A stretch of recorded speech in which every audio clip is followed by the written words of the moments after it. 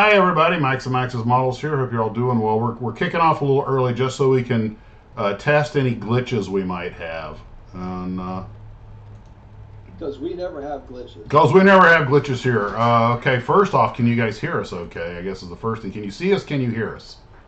And we're showing up. Yeah, I got us on the YouTube. Okay, I'm gonna do a little count here, see what kind of lag I'm running on. 1, 2, 3, 4, 5, 6. I got my adult beverage right here. 8, 9, 10, 11, 12, 13, 14, 15, 16. Okay, I'm running about a 15 to 16 second from the time I put my first finger up. I'm guessing you guys are running about the same. Now you got to remember, if you're watching now, Ken and Steve and I are on Zoom. If you're watching Zoom, you'll see it instantly. If you're watching it's the lag to the YouTube. So boy, because that doesn't screw with your mind to be watching one and wonder why things aren't showing up. And realize, oh crap, that's the Zoom. It's over here on OBS because I'm chief cook, bottle washer, and engineer over here. So Mostly let's. Bottle washer. Huh? Mostly bottle washer. Mostly bottle washer. I've got to turn this off. And so tonight, guys, we actually all got together. We've been on the horn for about, 30 minutes, 25 minutes, going over the stuff that we're going to talk about tonight. And this is stuff that you guys recommended and subjects you wanted to talk about, plus Godzilla. So you want to start with Godzilla or you want to end with Godzilla? Ken, I'll let you decide. Let's crescendo with Godzilla. Okay, so Godzilla comes last. Okay. Well, we're going to start with Godzilla because I want to. No, okay, we'll do Godzilla last. Ken wanted a bigger role, so now he's going to carry some of the weight here. You know. Be careful what you wish for. Yeah, because we're exceptionally judgy. Yeah, we never do that. No, all right. Judgy? Nah. The first thing, this comes from Chris Jordan. He wanted to know about the research, and I think that's the biggest thing we're going to do, to be talking about today. And Steve just sent me, and I'm putting the picture up, Steve. He just sent me, you know what? No, I can't kill Zoom. Let me see, books. I'm going to put that up on the top there. Okay. You guys will now see a rotating set of photographs of Steve's books for research. And these are mostly car books, right? Cars? Cars and planes. Cars and planes. So this is Steve's library. Probably 90%, 95% cars and the rest are planes and spacecraft. Okay. And I've got a library about that, but actually at least about the same size, and I imagine a lot of us do. And one of the big things is, research, because a lot of us, that's one of the reasons I like doing these little easy, cheap, quick builds once in a while, fantasy builds, because there's no rules. That's why I love doing that Disney, or the Retriever rocket, which had a different name when it was Disney. But I really like doing that because, there are no rules. You can do what you want. Nothing can be wrong. But when you're doing something historical, then that becomes the big issue. And the recent one that I just had that you guys have been seeing me talk about a lot lately is the Sky Raider that I'm working on, the famous toilet bomber. And okay, you know what? Let me put the zoom down here at the bottom, because every time I put a photo up, everything's on top of it. Okay. The ridiculous amount of research that I did on this thing, but without that Midway Sailors website, I would have made a mistake. Now, just so we understand how common mistakes are made on this point in history, this one airplane, we're all familiar, I think, with the toilet bomber at this point. For those who are, start over again here. Okay. For those who are not familiar, this is the celebrated 1965, I think, or whatever it was. They're celebrating the 6 millionth pound of ordnance dropped on the enemy, so they had a decommissioned toilet. and some air boss got the great, or not air boss, plane captain got the great idea to drop it on the enemy along with the bombs from a Sky Raider squadron, A1 Sky Raiders. Commander Stoddard was on board with it. He thought it was hilarious. They made a bomb rack, put a fake fusing mechanism in the front, and put it on the outboard panel. And by the way, as many of you already know, when they released it, it caught air, started spinning around violently, and almost took out his wingman. There is film of that out on YouTube. I did a video this a while back. Anyway, I decided I wanted to do this, and there is a... Wow, okay, where to begin with this? You see the bombs on the airplane.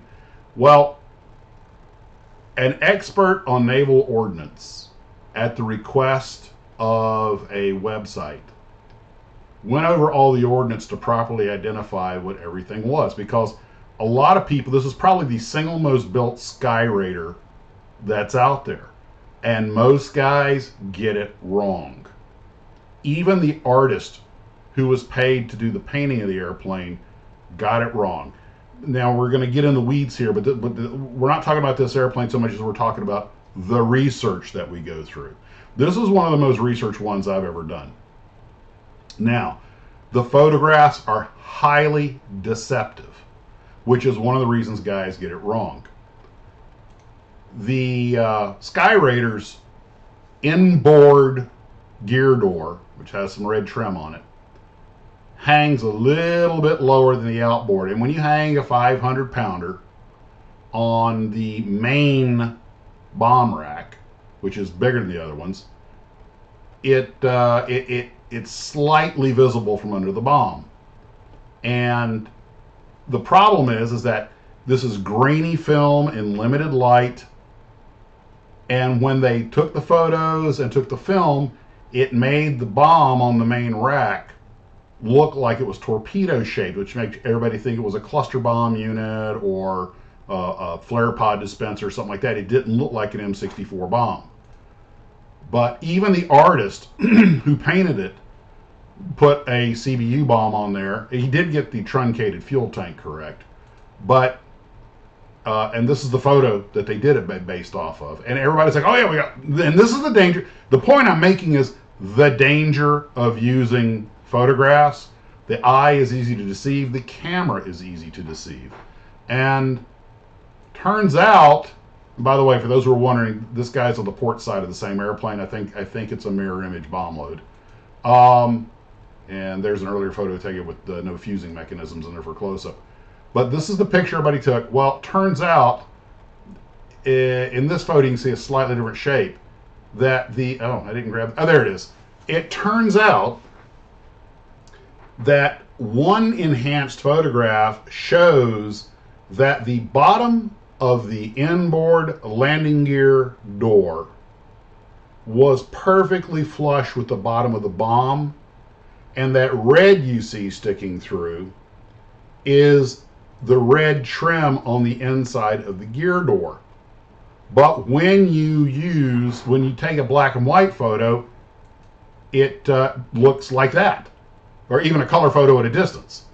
And it looks like it just changes the shape of the bomb. It's pure optical illusion. All right.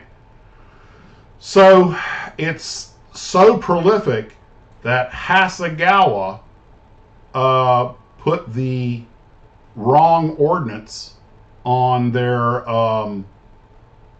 model of the airplane. There's the Tamiya one, which is not the toilet bomber, but here's the Hasegawa one.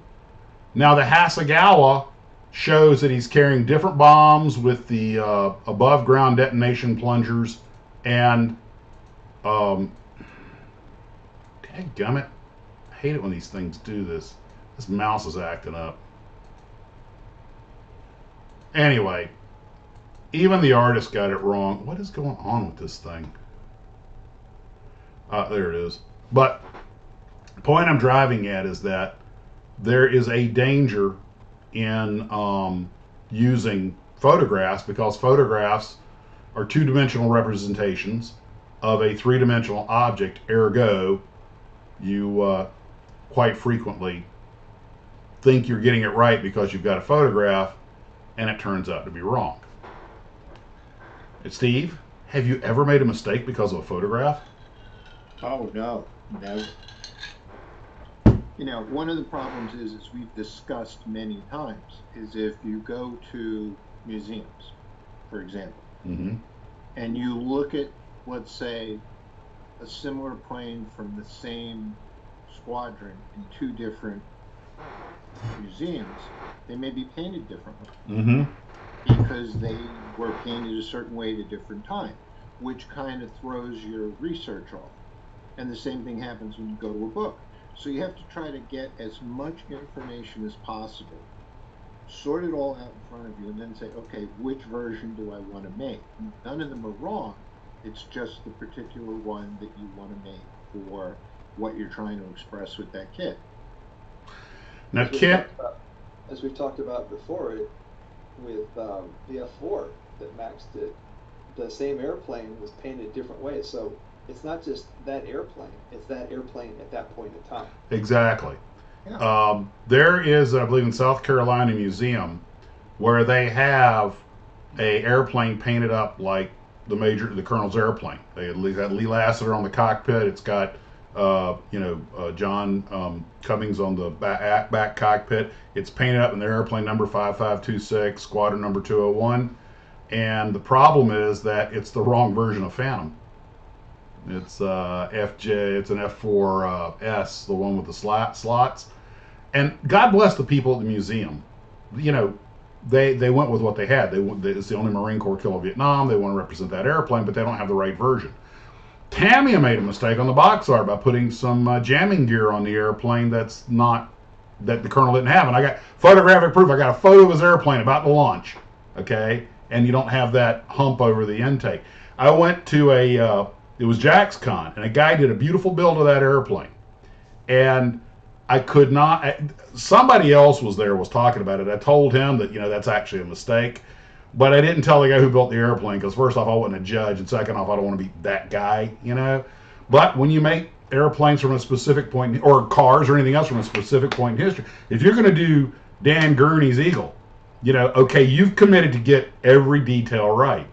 And there are a lot of Manoyas out there who will spot a mistake in a heartbeat and aren't terribly shy about letting you know sometimes. It's a gift. He's a New Yorker. He would never do that. He's a nice But guy.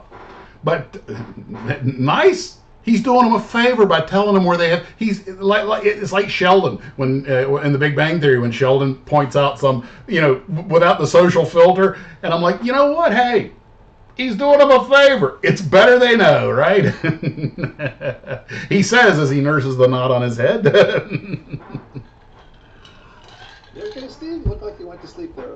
I'm answering some comments. He's doing his taxes. Yeah. But Now, we have a guy who does that because then when the IRS calls, he goes down. that's right. I'll give you another example. Okay, and I actually kind of got involved with this. I don't want to say the guys at Fine Scale Modeler know who I am, but I think I'm on their call block list. So what happens is this is two photos of the only Grumman TBF, and I'm not going to call it an Avenger, and I'll tell you why. The only Grumman TBF to survive the Battle of Midway. All right, if you call that surviving. For those who don't know, 6 Grumman TBFs were the Navy was they knew their Devastator torpedo plane was way out of date and everything. They'd been working on a replacement, which was the Avenger. 6 Avengers were supposed to be on the Hornet, but they did not get to Hawaii in time. So they flew from Hawaii to Midway. Langdon Fieberling was the commander of that unit. And when they were photographed at the Grumman factory, they had the red and white stripes on the tail and the red dot in the center of the stars, which was standard. Just before they left for Midway, the Navy had said, hey, we do not need to be putting these bright red targets on our airplanes. Let's paint the stars white, make them bigger, so we could avoid, because there have been some fracture side incidents. And also, that nice red and white rudder, that just lines up beautiful in a Japanese gunner's gun sight. So they grayed out the tail, put bigger markings without any red on them, because red as a color travels well and was causing problems. Anyway, the airplane is one. They all go after Kido Butai. 5 are shot down. 8 T1 is shot to pieces. It was supposed to actually be Waldron's airplane, but when he got there. But anyway, they come back.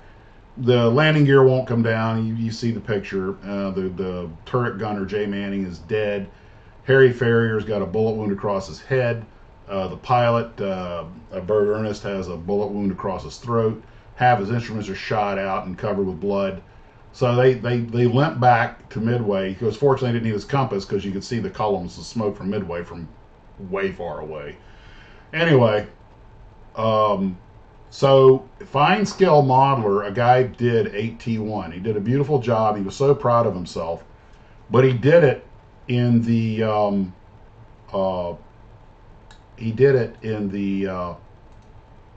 red and white and blue markings, not the subdued markings. And I felt compelled to point out, because I'm who I am, that by the way, just FYI, I don't want to be that guy, but 8T1 actually had the subdued tail and a different markings on it. It was only painted this way at the factory, and they actually emailed me back and goes, "Oh yeah, we're showing 8T1 the way it came out of the factory." I'm like, you didn't put that in the article, and I get it. I'm not going to be a total DB about it, but it was just one of those things. And another thing is that it's real easy for someone who is making the model, if they don't know that much about it and all they have is this reference, the reference photo of the plane after it landed, that could be construed to be looking like it's saying 8T4 on the side of it because of just the lighting and this gets back to the same problem with the landing gear door on the bomb and the Sky Raider. You're looking at a two-dimensional representation of a grainy photo of something, trying to base your model on it, and it's real easy to misread it or get something wrong. It can be, and being model builders, we tend to sweat the little stuff. And that's just another example of how using a photograph, you might go, I've got photographic evidence to prove my model was right. And you're like, yeah, not exactly, dude. That's when the books come in handy. Another example, of course, is the famous Marauders, B-26 Marauders. A lot of people forget that there were 4 B-26 Marauders at Midway from 2 separate squadrons, and they actually lobbed torpedoes. But something a lot of guys don't know is that the Marauders were the A model that had the real short wing that nobody liked. Now, if you notice that engine behind the pilots, if you take a second to look at it, it actually has a rather substantial spinner on the prop, okay? But most Marauders that you see pictures of during the war don't have a spinner. They just have the prop mechanism sticking out front, like this later version, all right? Now, the spinner turned out to be unnecessary. Only the A model had it. But guys build, they go, oh, I want to build, I found out there were Marauders at Midway, I'm going to build a model of it. And they use the wrong version of the airplane. The wings are too long. The real giveaway is the big inlets for the carburetors and the fact that it doesn't have a spinner. The version used at Midway has the little tiny inlets and it has the big spinner on it. There are some kits of that version made by Valome. It's the only ones I know of that actually make the A model. There are probably some others. But again, it just gets back into when you're doing research, depending on how much you want to do, if you're trying to make a real airplane from a point in time, and a lot of times the kit model companies get it wrong for the same reason everybody else does. They're working off the same sources we are. And it was worse in the days of yore. You know, we think of the golden era of model building as the 60s to the mid 70s, late 50s or mid 70s. And really, when you think about it, there's an argument made the real golden age of model buildings right now. Because, I mean, come on, Aurora's B-26 had USAF and had the red bar you know, it was only a World War II bomber. I'm like, even as a kid, I knew that was wrong, but they're just trying to get them stamped out and hustled out the door. And the box art did not do the kit justice. And don't even get me started on not putting the broken cross on the German airplanes. We beat that in the ground, so I won't even go there. But the thing I'm driving at is that research is somebody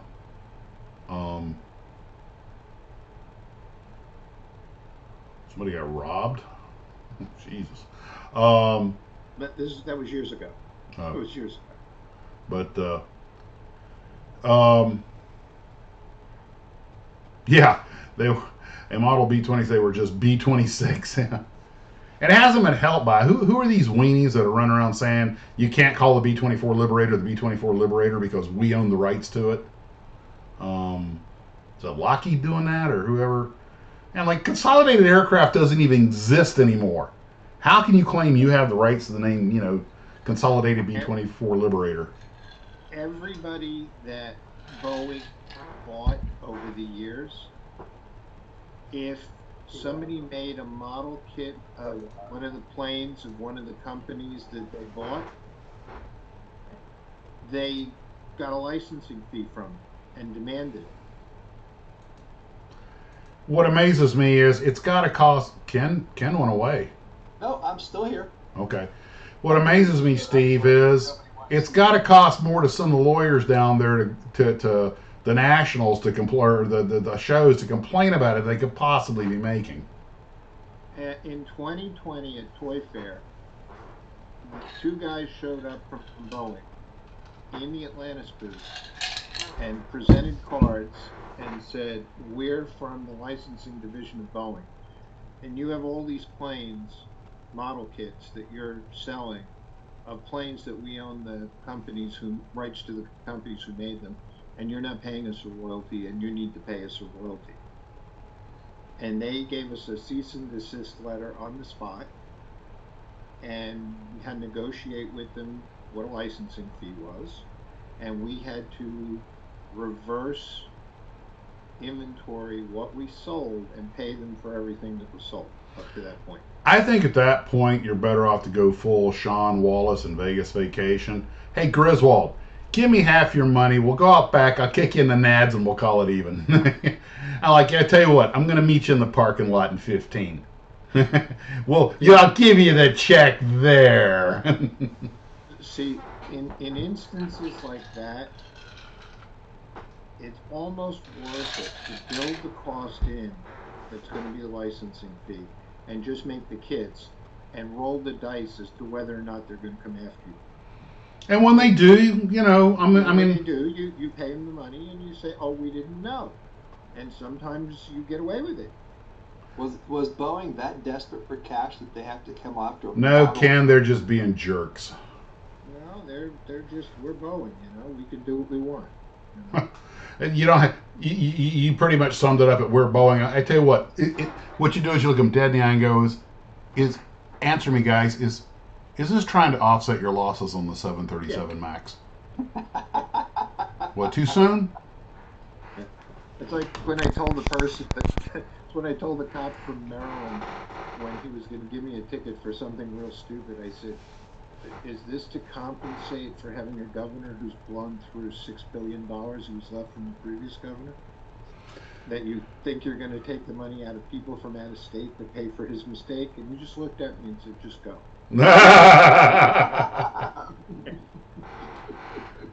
Yeah, well, you know, unfortunately, there are people out there that are gonna. I mean, it's just sad. I don't even understand the logic because it cannot be a moneymaker for them.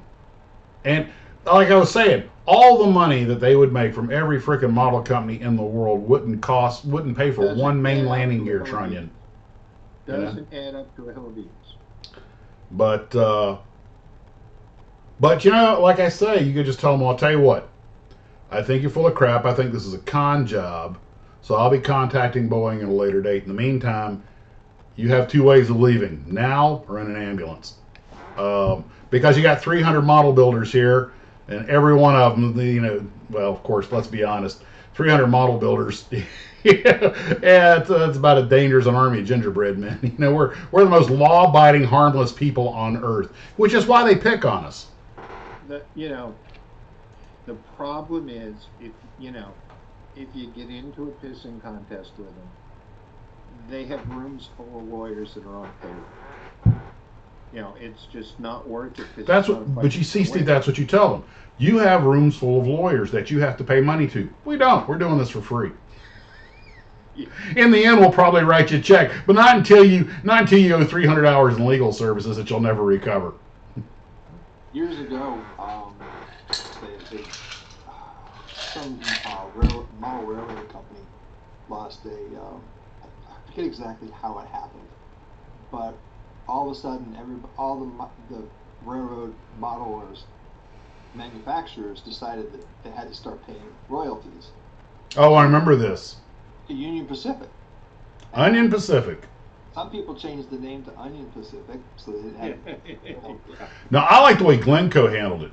He got a call from the people who had the rights to TWA, and he said, your moonliner can't say TWA without paying a royalty. That's when he changed it to Fastway, which has TWA. He got a call back he told me about it. He got a call back from the lawyer, and she just got him on the phone. He goes, yeah. He goes, she just went, good one. I don't think she was too excited about it. She realized how ridiculous it all was. But well, what ended up happening is that I think somebody at Union Pacific finally noticed, we're getting these $100 and $200 or $1,000 checks or whatever, and somebody said, "What are we getting these checks for?" And they're, "Oh, come on, guys, you don't have to pay us royalties." and they rescinded it. Nobody had to pay the royalties anymore. Yeah, well, Max is louder than Steve, and they are very hard to hear. Guys, you might have to speak up a little bit. Ken, are you still using the boom mic? Apparently, the boom mic is only going through Zoom, and apparently my camera microphone is picking up for YouTube. That's the only thing I could think of. Well, they say they're not hearing you very well. That's the thing. Yeah, I saw that, but unless I get right up here in front of the microphone. We'll do it. As long as you have the camera turned on, we don't have to look up your nostrils. We don't care. There you go. Nice ball spot, Steve. But, yeah, the whole thing, it's just a mess. You really shouldn't talk, Ken. I know, I got a little bit of one going on there, too. Yep, spend the $3, buy a real microphone. So, now the next thing, but that was, Chris Jordan had asked us to talk about research, and I think I might have had something else in that area. Let me see. Not the B-26, the TBS, the Sky Raider, and the TBD. Oh, yeah, the TBDs. This is another one that causes all manner of problem. Obviously, the most modeled Devastators are the ones from Torpedo Squadron 8, or the Battle of Midway. Now, one thing I learned is that, from reading the book Shattered Sword by Anthony Tully and John Parshall, was that the Torpedo Squadron 8 was the only squadron with twin 30 calibers, which is why you will notice in the picture of the airplane rolling down the deck, the gun is not stowed. The Devastator came with a single swivel mount 30 cal, and they had a little foot pedal you hit, and these doors opened up, and the gun went down into it to streamline the airplane. So I could do 128 instead of 127 miles an hour. But Waldron was able to get the Dauntless mounts from the SBD, the twin gun mounts, and put them on his airplanes, so they were able to carry twin 30s. But as a result, they couldn't stow the guns, so they had to operate with the guns exposed. And believe me, it was worth it for the extra firepower. Also, another thing, and here you can see a picture of one of them taken off. You can see the twin guns clearly.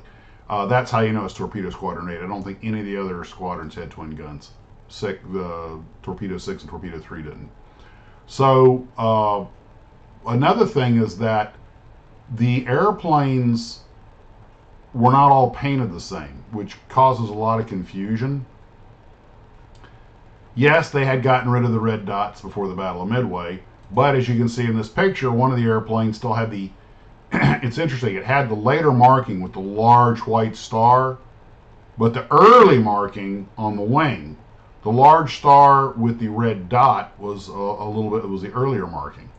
And here's one of his squadron mates comes taxiing up right behind him, and he has a completely different marking arrangement. He has the small star on the bottom without the white dot, was showing that that's the updated one, and the big star in the back, but not as big. So when you're, of course, that's T5.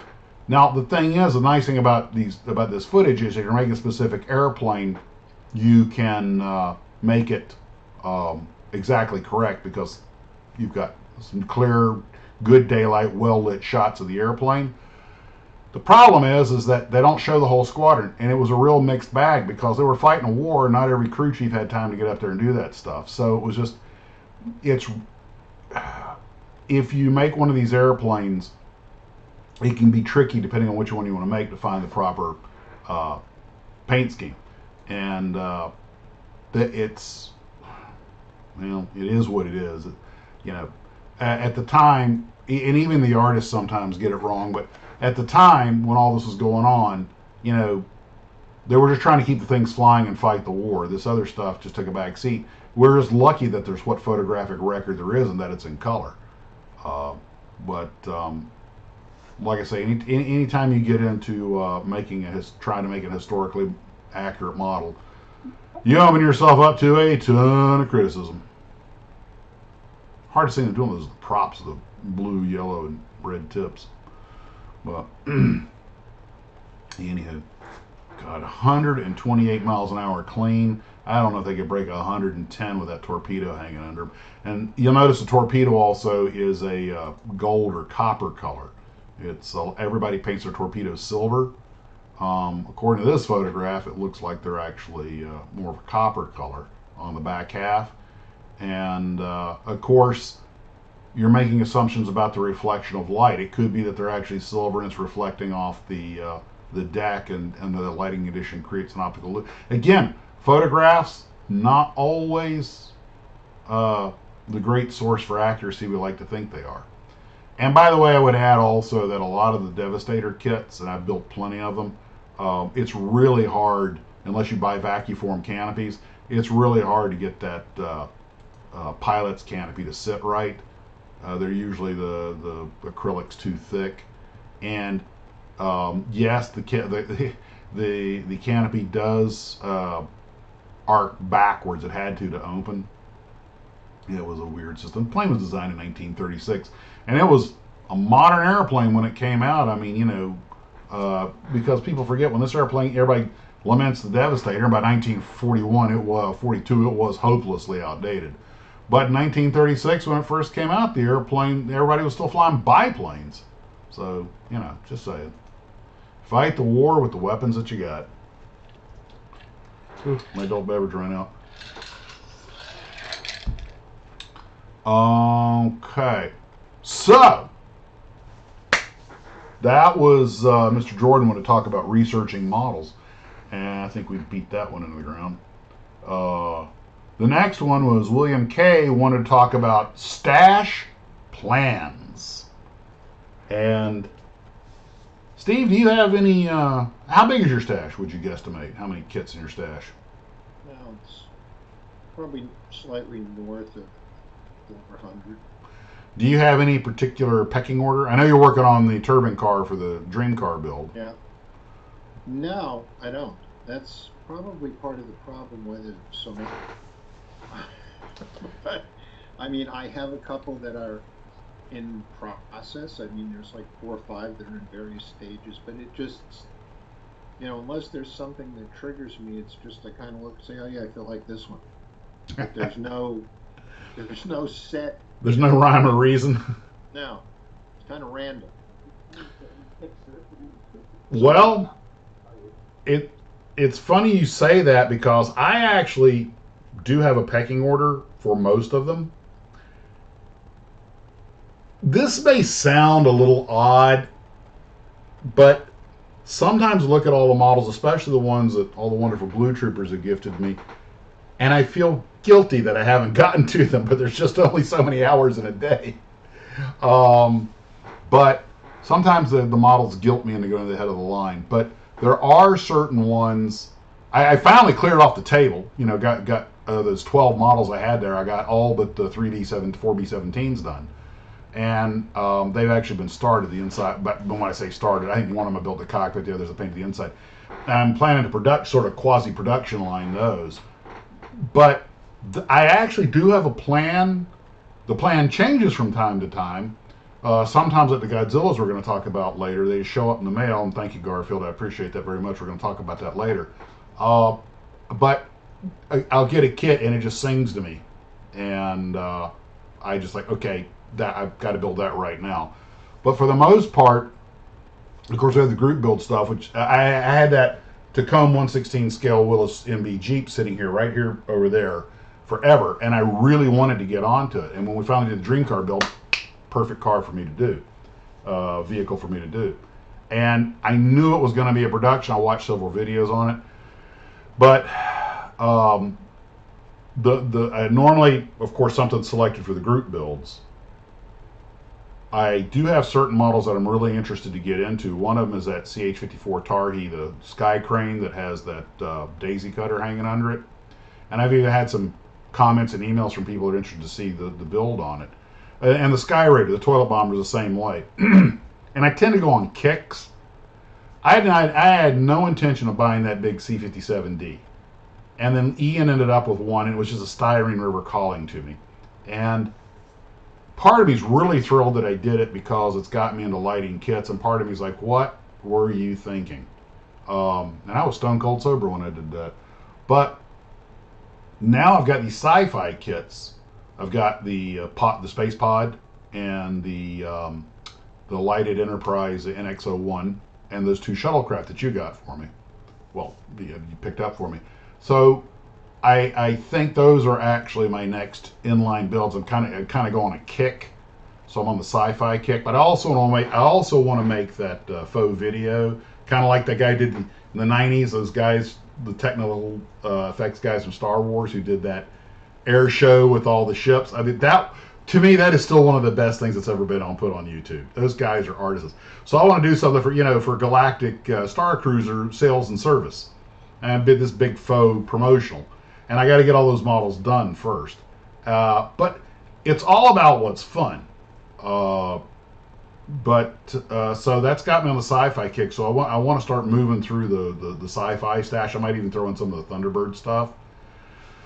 The other things that I want to do are that sky crane. But the sky crane, like the Jeep, is super detailed. It's really big. And my wife and I were just talking about today, where are you going to put it? One of the things that enters into my stash plan is, where am I going to put it? Now, my wife, to her everlasting credit, pointed out a couple of places where it could go, and she pointed out a place in the house where we can put a couple more shelves. And you know, you're a model builder when you're looking at your house going, you know, I don't really need that clock up there. It doesn't work anyway. And, you know, we could put 2 shelves up there. And fortunately, I married a woman who is on board with that. And so... Yeah, see, I'm banned from putting them in the rest of the house. You need a bigger house. They have to stay in the basement. Which is okay, because that's what the basement was built for. There are so many off-color one-liners I could make right now. But I'm not going to say something like, along with your hostages. Hey, if I had a bathroom there here, I would never come up. I'd stay down. You just had to say that. Man, I haven't had enough to drink to share that piece of information. So, okay. You want me to go get another cocktail? Go ahead. This could get real colorful. We're here to entertain. Well, oh my God, we're only 31 minutes in. Well, we started early. You can put a bathroom in the Tarbus. Oh, Ken, poor innocent Ken. You are really priming the pump for this story. Okay, you guys carry the load for a minute. I need more grown-up juice. Excuse me, cough medicine. Yeah, it's funny when you don't have to go to work the next day or ever again. It doesn't matter. It doesn't matter. I'll be right back. You guys keep them entertained. Now it's your chance to talk about me behind my back. Why should we do it behind your back? We do it to your face. That's true. I do appreciate the honesty. When did that change? Yeah, come on. Let's not be ridiculous here. I thought in the comments I said I have 3 kids in my stash. I saw it. Nobody said anything. I thought maybe they missed it. No. Do you remember the photos of the interior of Alfred Wong's home? Who's Alfred Wong? I have no idea. Well, yes, Max. Max would probably know who that is. I have no idea who Mr. Wong is. We have to talk loud because apparently I know. our voice Volume is low. low. Yes. Well, maybe we can find a way to get closed captioning on. Somebody was just talking about I know. Well, you can't put it on Zoom, but otherwise it would help. I don't know. 3 kids is not a stash. No. 3 kids is an out-of-business hobby store. Well, I don't really have the time to put models together. I would like to. Rob says 3 kids is a weekend project.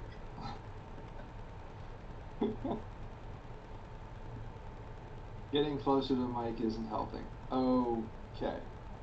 Well, that's what we got. Scaring the kids in the background. You know, we should get those remember those little screens you had when you were a kid with the pen, you wrote on them and then you pulled them and it went away? The writing went away? That's what we should do. Write it, hold it up. Yeah, there you go. That would work. That would work. You need the Gilligan's Island theme playing in the background. Typically build only half a dozen kits in a year. Well, I would probably build some kits if I didn't have a boat. They tend to take up a lot of time. I'm out there every weekend, both days. That's what you need, is to build a stash on the boat. Yeah. You're lucky you can fit on the boat. All right. Yeah, because there's so much room on that boat that I could put a stash and a place where I could just have a model building desk that I could models just sitting there. Just right on the floor. I really should have tucked that string in before I sat down. That's okay. We missed it. It was okay. Thank you. All right. So when this channel had just gotten some traction, we were doing fine until he came back. He just sits down and just interrupts, with whatever comes to his mind. We had a thing going. Interrupted our thread. I'm doing my best, Sheldon Cooper. I'm here now. We may proceed. We're going great, and he just comes in and plops down. What are you talking about? Now we got to listen to him. That's right. My universe, my rules. Wow, what are y'all talking about? You should have been paying attention. You didn't know. Were you talking about me? We were talking about my stash that I have, and all 3 kids. All 3 kids that I have. Which, by the way, he's had since I first met him in like 1991. No, I bought that Piper a couple years ago. Remember? Which one of the Gloo Troopers said that's not a stash, that's a weekend project? Somebody else thought it was really funny too. Yeah, and we were talking about having the stash on the boat because I was complaining that I have no time left over because I go and work on the boat all the time, and it wouldn't work to have a model building desk on the boat where I could just leave things that I was working on. No, that's Ken. I don't know if you know this, but there's actually an old TV commercial shows. Stop yawning, Steve. If you're gonna yawn, turn the camera off or cover it up. That's contagious. It's freaking COVID yawnsy. It's yawn 17, yawn 19. Anyway. You think if I yawn enough and have some more drinks, I'll fall asleep before it's over? There you go. That's now you're talking like a champ. About 10, 15 years ago, they had a TV commercial, and it's like a freighter ship, right? And the captain is in his cabin trying to build a model car, and he's trying to paint it, but the ship keeps rolling, and he keeps messing it up. And I don't even remember what the heck they were advertising, but he was building a model on a boat, and it didn't work out so well. Stop it! But anyway, good God, this channel Sominex enough as it is without you adding to it. You might as well use the force on them. So you guys may, for those of you who've been with the channel a long, what?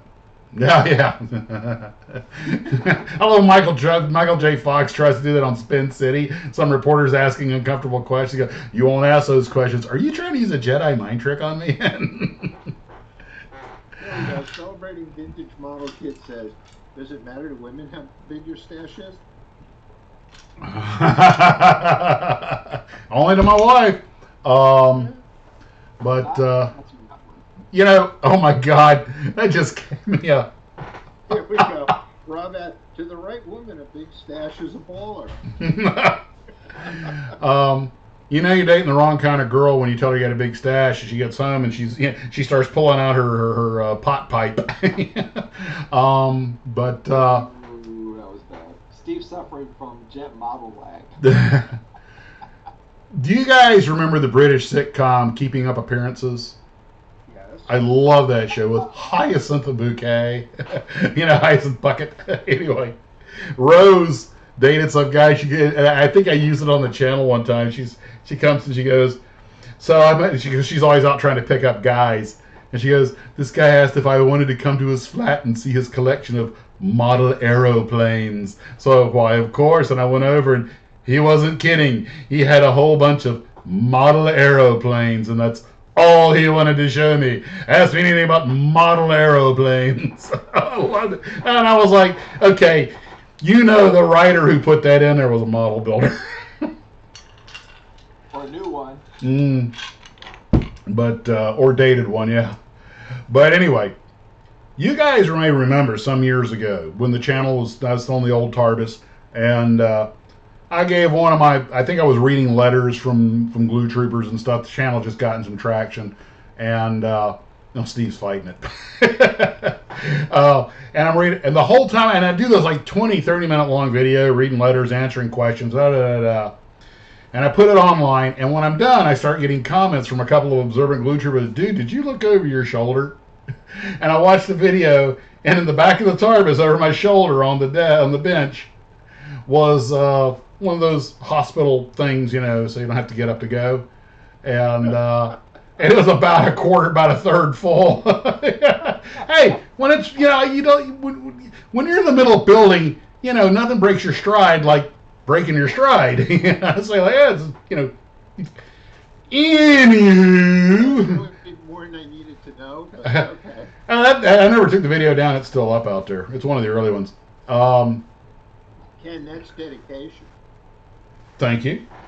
Well, now it's even bigger production because I got to go to the backyard and come into the side door and da-da-da-da-da-da-da-da. And when it's raining and stuff and everything. So...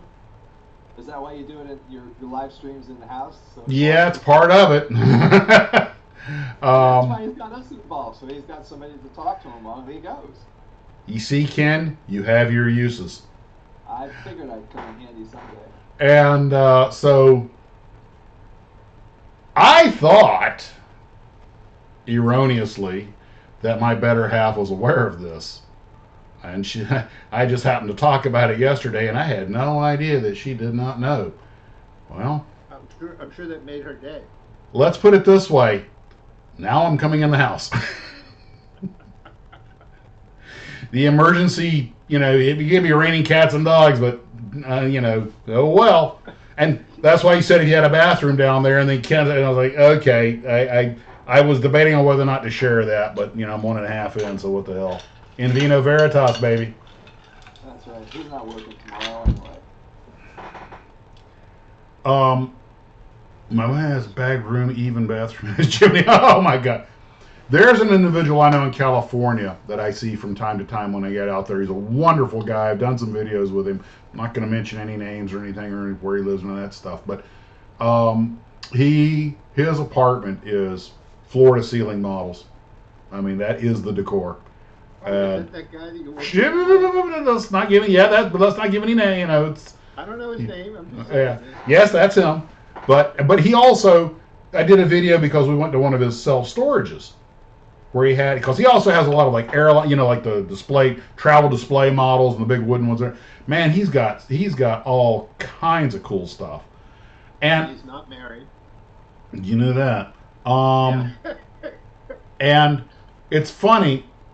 Today, my wife and I were chatting, and I was mentioning that, when she was you can put in a couple of more shelves, I was thinking, just don't let me start stacking them up on, and I was thinking, this will look like so-and-so's apartment. And she's like, what? And I explained it to her, and she's like, yeah, that's never going to happen. And, you're serious about your stash when you have all your kits listed in a spreadsheet, right, Garfield? Garfield is one of the most organized people I have had the pleasure of dealing with. And there are a couple of these Gloo Troopers are amazingly organized. Our late friend, who sadly passed, Scratchy, was that way.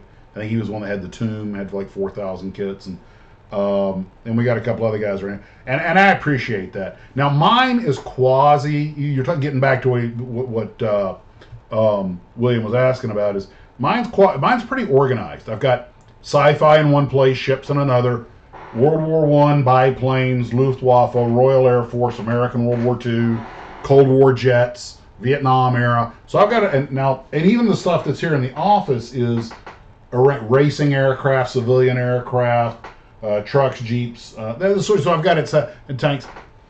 I thought about having you guys down here for a build weekend. We would just lock ourselves in the tarp. Well, you get to go to use the bathroom in the house, but just lock ourselves and build models for. Monica would be up for that. Wait till she goes on vacation somewhere. Actually, we stayed out in the Tarbis, she probably wouldn't mind. Anyway. You get cots and sleep in the backyard. Steve, you had proposed the idea of some sort of get together when work with Ian. Yes. I wonder if we could swing. So I'd provide the kits because God bless the Gloo Troopers. They've given me so many of them. I'm well stashed. There's a phrase that's probably never been used before. That's a T-shirt. I'm well stashed with a bunch of model airplanes. But it would be kind of interesting if we get the Gloo Troopers up here for a weekend and get Ian to provide up where we could just spend like a weekend, all of us live streaming for 24 hours building models till everybody's punch drunk and painting their tanks purple. That'd be fun. Yeah, like nothing could go wrong there. Not a thing. We'll have a paramedic standing by. And then what we could do is, after we have it there, we could all go up to Ken's boat and build models at sea. Building a model at Ken, we haven't done that. I've got a bunch of model ships. Building a ship on a boat. Come on, that's a stroke of freaking genius. No, I got a better idea. The next time they're going to launch from the Cape, bring Ken's boat and launch a rocket off of the boat when you're offshore. Okay, since you brought that up, I do have to share something with you. Now, you can't get away with this today. Times have changed. When I was but a tyke, for those who do not know, the last Apollo lunar mission, Gene Cernan, Jack Schmidt, and oh God, I'm forgetting the command module pilot's name. It'll come to me anyway. Apollo 17. It was the only night launch of the Saturn V. All right. Now NASA. Now I remember we're talking about like 1972, okay, or 73, and the security wasn't as tight as it is now. As the sun was setting, the Coast Guard would go out there and, make sure none of the boats were in the drop zone. But as it got dark, they came into port and that was that. One of my dad's best friends, childhood friends, Al Speckler, who was an engineer for NASA, he and some friends got on a boat. They tootled out downrange. And there was nothing but the twinkling lights of other boats out there. Everybody had that idea. If that Saturn V would have boarded, they would have been toast. but it was a risk they were willing to take. And he filmed Apollo 17 liftoff from the ocean. I got to see his Super 8mm footage a couple of times. I wish I could find that because it was, first off, it was just illegal as the day is long. And he was a pretty good photographer for Super 8mm camera. He did a great job. Unfortunately, now everything is much more closely guarded. They have surface radar. You do that, you know, they'll be out there. They'll send a patrol boat after you in no time. But you could get what? Hey. It's my turn. Okay. I was just going to say we could get just outside where it's legal, you know. And Ken, I'd be up for that. Okay. Stuart Gregory says, Max, when I die, I'm going to will you my stash. How you feeling, buddy? Just kidding. Just kidding. Sorry, that one kind of wrote itself. You kind of, you know, it's like shave and a haircut, 2 bits. That was a softball. Yeah. Yeah, you see, the more I drink, the more fun this channel gets. There we go. It's like when Steve's son came down. Steve's told me the stories. When his son Wait a minute. Down, The sun went down on Steve? No. I'm having a Gordon Lightfoot song here, you know. Sundown, you better take care. But yeah, what? Quiet. Sorry. Thank you. Okay. Steve told me that when his son came down the steps into the basement one time, he looked around. In the old house. In the old house, yeah. He said, one day this is all going to be mine, and it's all going on eBay. Direct quote. Now, Steve, you know what you say? You know what the reply to that is? Well, son, first you have to outlive me. Yeah. And we ain't at the finish line yet. There's been many times he's been close to not doing that. Can you guys imagine what we could have done in life if we had this level of experience when we were 17?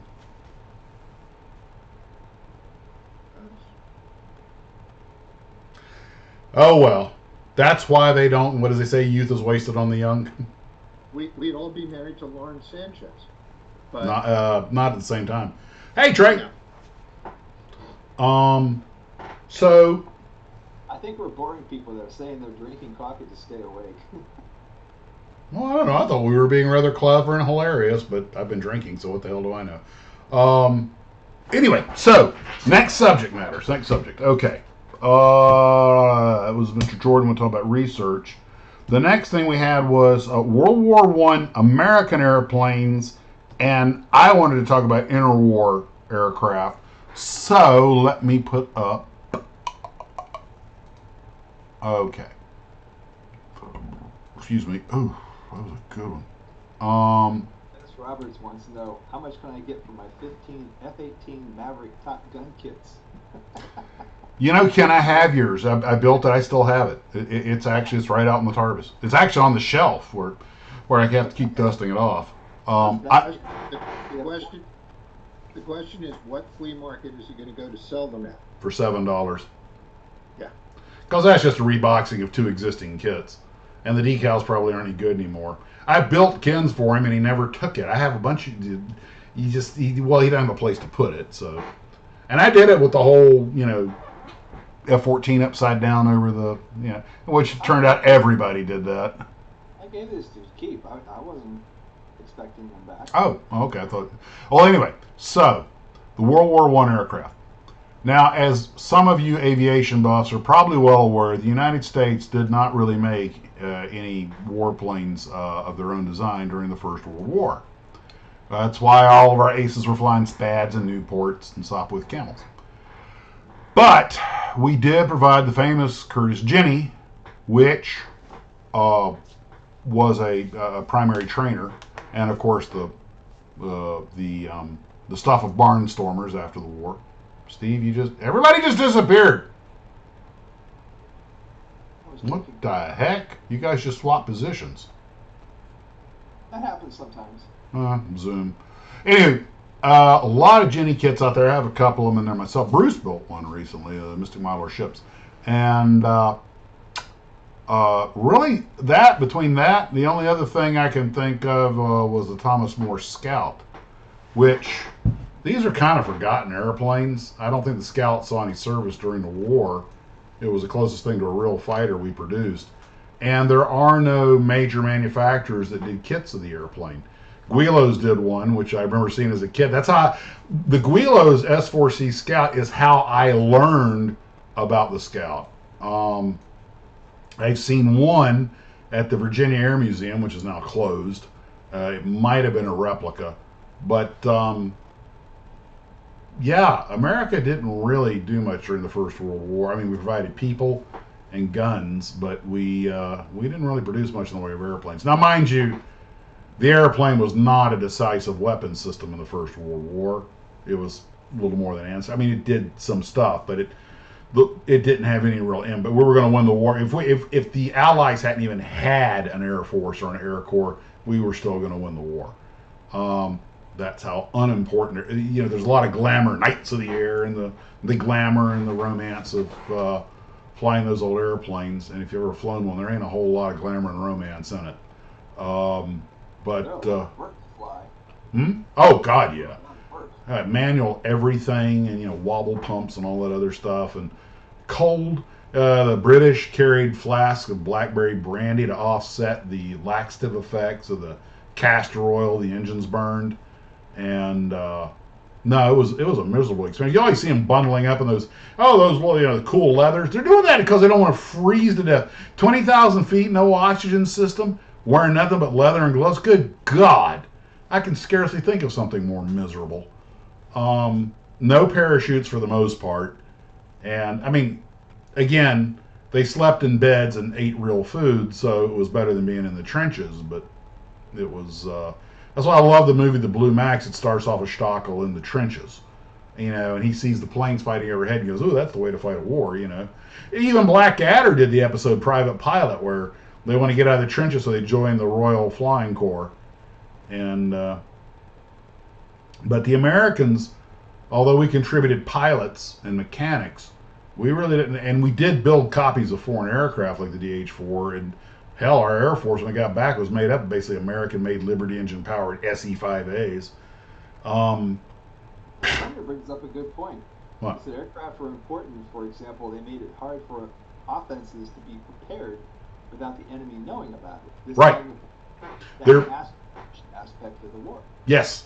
The big contribution of airplanes in the First World War was reconnaissance.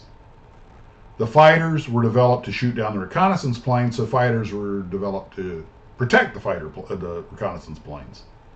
The fighter itself wasn't the mission. But then they became glamorous heroes when they got the vaunted ace status for shooting down 5 airplanes, which is something they just randomly decided. But everybody sort of unofficially agreed on. And one of the things that made our Air Corps very different was the British and the Germans had flying sergeants. Although we did have some flying sergeants, one of them was a good friend of my dad's. For the most part, our pilots were officers, which has, just as a complete aside, we were probably the only country that felt that pilots had to be officers. Almost every other country, Britain, Japan, Germany, had a lot of enlisted pilots. So, especially in the First World War. And the top scoring German enlisted ace, I had like something like 16 kills. Still, when he landed after fighting in battle right beside the officers, like in the movie The Blue Max, when they went off to go get drunk and eat vichy soir, he had to go start doing enlisted man duties. So, anyway, so America really didn't have much in the way of airplanes. Now, I understand the TM Scout, the Thomas More Scout, although a pretty good little airplane, it had its limitations to be sure, and it was pretty quickly outclassed. But, having said that, the airplane matured so quickly in the First World War. Remember, when the war broke out, Most airplanes were motorized box kites. The Germans were very sophisticated with their monoplane Taube, which looked like a swallow, the big curved wings. And these things were flimsy. I've seen a real one. These guys went up and got shot at in these things. And I'm like, they didn't have parachutes. The airplane, a modern day ultralight is far more airworthy. And I'm like, I know that era in time, people didn't expect to live past 30. But dear God, to go up with one of those things, I mean, you had to have cojones de bronce. Well, it was difficult to get a shot off at another airplane and expect to hit it in those things anyway. Well, in the early war, Ken, the big threat was anti-aircraft fire, because they would point the cannons up and shoot at you, and you're flying an airplane that was made of linen and the lightest wood they could put it together with a pretty unreliable engine. And your idea was to go up there, and they knew what you were doing. They knew how dangerous you were, because you could report back what you saw, just what you were talking about earlier. We're trying to keep secrets, and that guy's spying on us. And I'm not sure, but I think the early recon pilots may have been classified as spies. Steve left us. But anyway,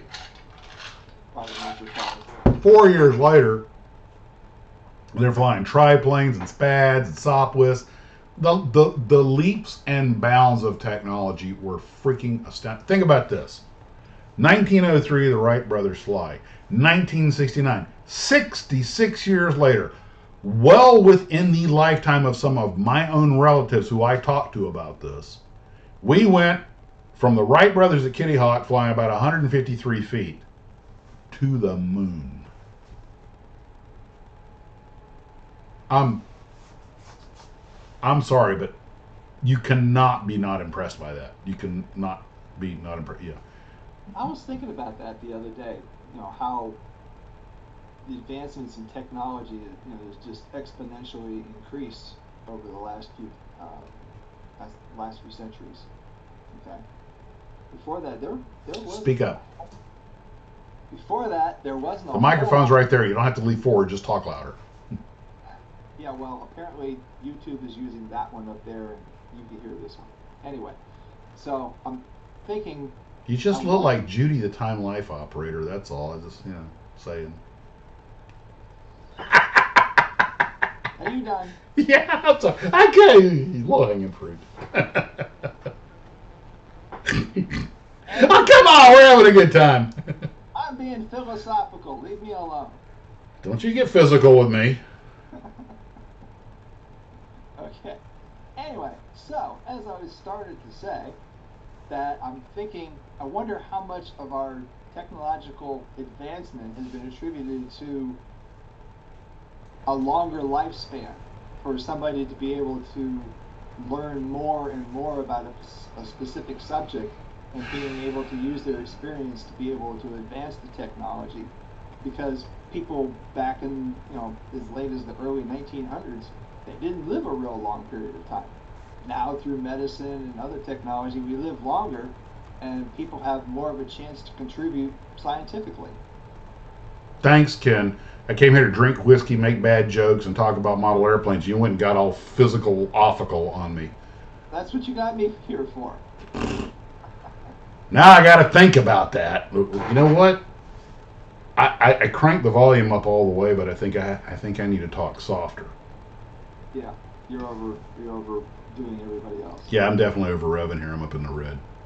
So you know what? I need to put this where I can see the comments, because people are probably saying stuff. You're supposed to be watching the comment section for me. I can't read. I was talking. Steve's supposed to take over. There has to be a microphone volume control. Holy crap! Live Aid was 40 years ago. What was? Live Aid. Remember that on Live Aid? The big television event, where people were contributing money for. Ken, you just completely went silent. Ken, you are completely silent. I'm not talking. Oh crap! I'm watching YouTube. Here's a 16-second delay. Your lips are moving. I'm not hearing anything. That's like, let me put Zoom back up so I can see you in real time. Told you it screws me up. Yeah. Okay, so anyway, let's go to the next thing.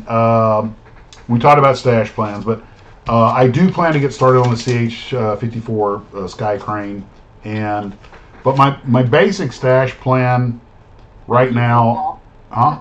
What? Bill Paul says, Ken's here to bring some class to this operation. Well, that's going to be an uphill battle. Okay, we're going to call that Operation Sisyphus. You know, the guy had to keep pushing the stone uphill. The Fokker Eindecker was a plane, yeah. Well, the Eindecker was what started the Fokker Scourge, because the Eindecker was the first plane with an interrupter gear. And here's a piece of useless trivia for you. Anthony Fokker did not invent the interrupter gear. He bought the design from someone else and took credit for it, because Anthony Fokker understood promotion. Okay, Dario, what up, brother man? For those who don't know, Dario is a extremely experienced and excellent model builder, as is, does great stuff, great work. Okay, JH wanted to talk about Axis seaplanes, which I have to admit is a fairly overlooked subject.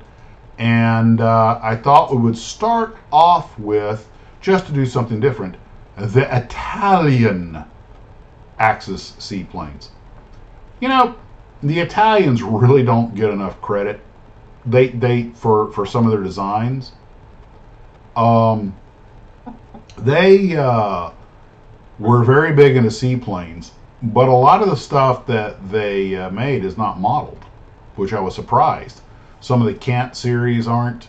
I think the Cant 515, there's no models of that, and the SM66. Now these were limited run airplanes. You know, I think the SM66 the S66 only had like 37 made, and the 515 maybe 150 or so. I forget. But still, you know, there were airplanes. Now the others are made, but and some of them were land planes put on floats, and some of them were legitimate flying boats. By the way, real quick, as I understand it, a flying boat is an airplane that has a boat hull and sits in the water. A float plane is an airplane on straight pontoons, and of course an amphibian is one that has wheels and floats, so it can land on land or water. So if you have pontoons only on a land-based aircraft, it's a float plane. If it lands on its belly in the water, it's a flying boat. And if it has, like the lake amphibian, if it has wheels, no matter what class it's in, it's an amphibian. I believe that's how that works. But, and Cant made some pretty popular seaplanes. All of them are seaplanes. In fact, the FAA gives you a seaplane rating, regardless of which one of those you're in. So they all, you know, it's like not all, all float planes and amphibians are seaplanes, but you know, not all seaplanes are amphibians or float planes. You know what I mean? It's like not all fingers are thumbs, but all thumbs are fingers. No, not all fingers are thumbs, but all thumbs are fingers. Yeah. Anyway, the point I'm driving at is that the Italians made some pretty classic aircraft that don't get a whole lot of love, and it's kind of a shame in a way, because they made some really nice aircraft. The famous British test pilot Eric Winkle Brown, Winkle was how do you get the nickname Winkle? Anyway, don't go there. Yeah, he flew a lot of the. He's basically the British Chuck Yeager. And the thing he and Chuck Yeager have in common, they have quite a few things in common. One is which they both lived to ripe old ages, okay, and died of old age. That's how good they were. And they both flew hundreds of types of aircraft. But Winkle Brown flew some of the Italian planes, and I think it was the Fiat G50, I forget which one it was, but it had the German engine, the Daimler-Benz engine in it, and he said it was the best of German engineering with the finest of Italian styling. And he said it's absolutely one of the most greatest joys he ever to fly that airplane. But the Italian aircraft industry, a lot like their car industry, doesn't do mass production well. They're basically hand built. French had the same problem. Planes like the Marine Saulniers during the 405, 406, they were basically handmade. They were artisan projects. Whereas Grumman is cranking out Wildcats and Hellcats off the assembly line like sausages, and the Germans are doing the same thing with 109s. But the Italians made these beautiful airplanes that apparently had excellent flying characteristics. They were just great planes, but they were hard to keep flying. They were hard to make. And they were hard to maintain, which is the death knell of a military airplane. People talk about and I have as much of a fascination with the fantastic German armor as anybody. Their Tiger 2, Tiger 1, the Panther. But we beat them because, yes, they made 6,000 Panthers, 1,500 Tigers, 400 Tiger 2s, to our 48,000 Shermans. So the Italians made these beautiful, most of which, by the way, continued in service after the war. A lot of them were kept in service, largely by the Italians or other countries after the war, because a good plane is a good plane. But they never had the industrial base. Steve can tell you, how many cars do you think Ferrari or Maserati could actually make on a good year? Not many. And whereas our companies, whatever you want to think of them, they're cranking them out by the thousands, tens of thousands. But what is it? For Detroit to make a car, it's got to anticipate, 600,000 sales a year, something like that? Not that much anymore. But 100,000 versus 100,000. On its best year, Jaguar put out 18,000, 30,000 on a good year. Yeah. I think this year they're on track to sell 300. Yeah. Well, have you seen their latest? Yeah. That's not help. Not help them. Harley Davidson's facing that same problem, but that's another story. Anyway, the Italian seaplanes, there aren't that many companies that make models of them, and of course Italieri does. But they were very well respected airplanes. They just weren't in any great numbers. Paul, HNX Media says by the time a French warplane taxied down the runway, France had surrendered.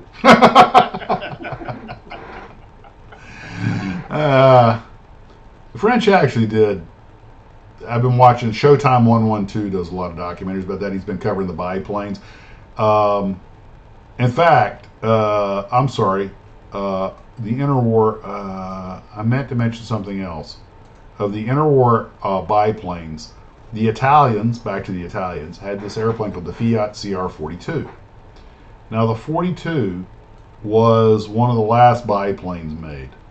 And the American pilot, Bob Hoover, got to fly one. They captured one, put it back together. I think it's after the Italians had surrendered, so the Italians helped him fix it up. And he flew it. Now, it's fixed gear and it's a biplane, but it could do over 200 miles an hour.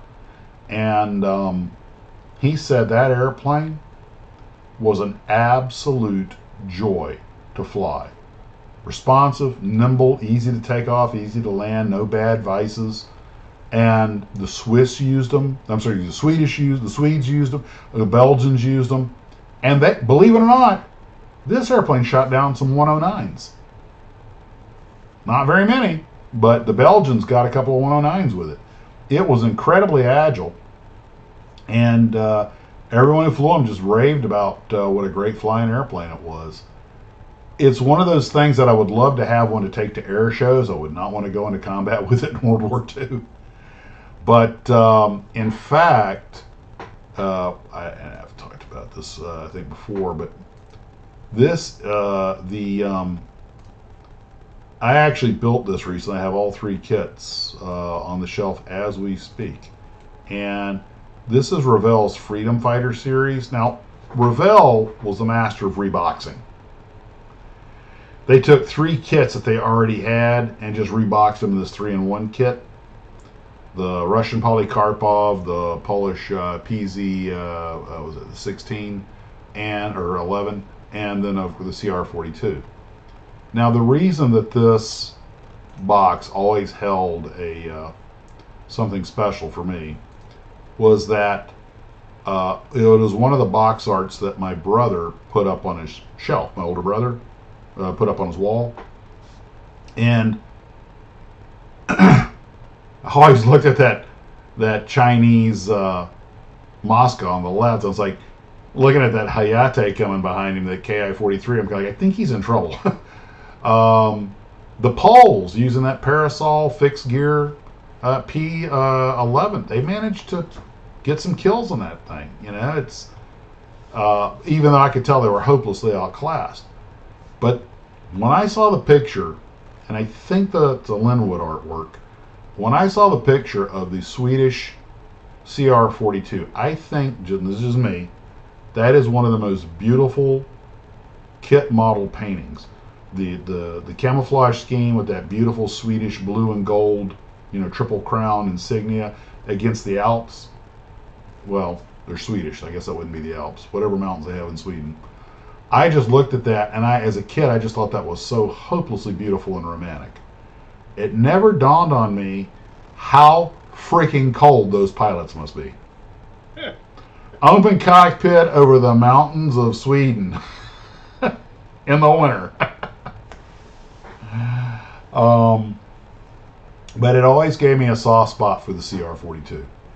And the airplane was used by a bunch of countries. Of course, it was Italian made. And it was a follow-on, I think, to the 32, which was the same airplane with an inline engine that produces much power.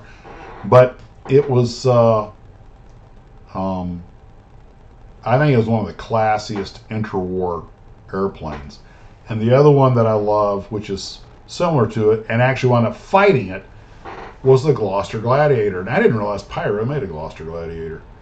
But the Gladiator and the CR-42 were the pinnacle of biplane technology.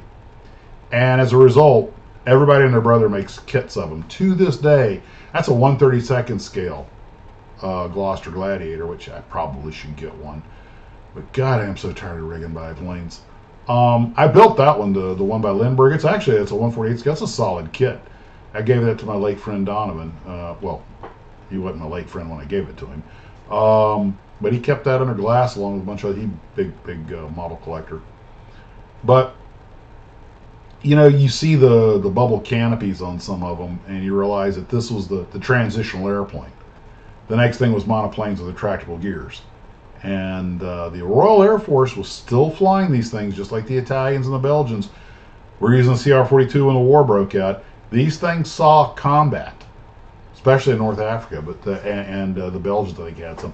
But it and the CR-42 were probably pretty evenly matched. I think the 42 might have been a little more agile. But, and by the way, the CR-42, the Italian plane, I didn't realize this, you don't hear it much, but the CR-42 was used by the Italians to attack Britain in the Battle of Britain. I did not realize that those things were I only learned that recently, that they were actually in the Battle of Britain. And the British knew that the Italians were going to use them, and because it and the Gladiator looked so much alike, the British were concerned about fratricide, shooting down our own planes by mistake, that they pulled all the Gladiators back to rear area, so hey, if you see a biplane, it's Italian, shoot it down. Probably a good idea. And anyway, it was just, those were the interwar fighters that were held in, and the Stuka was an interwar airplane that was also held long past its prime.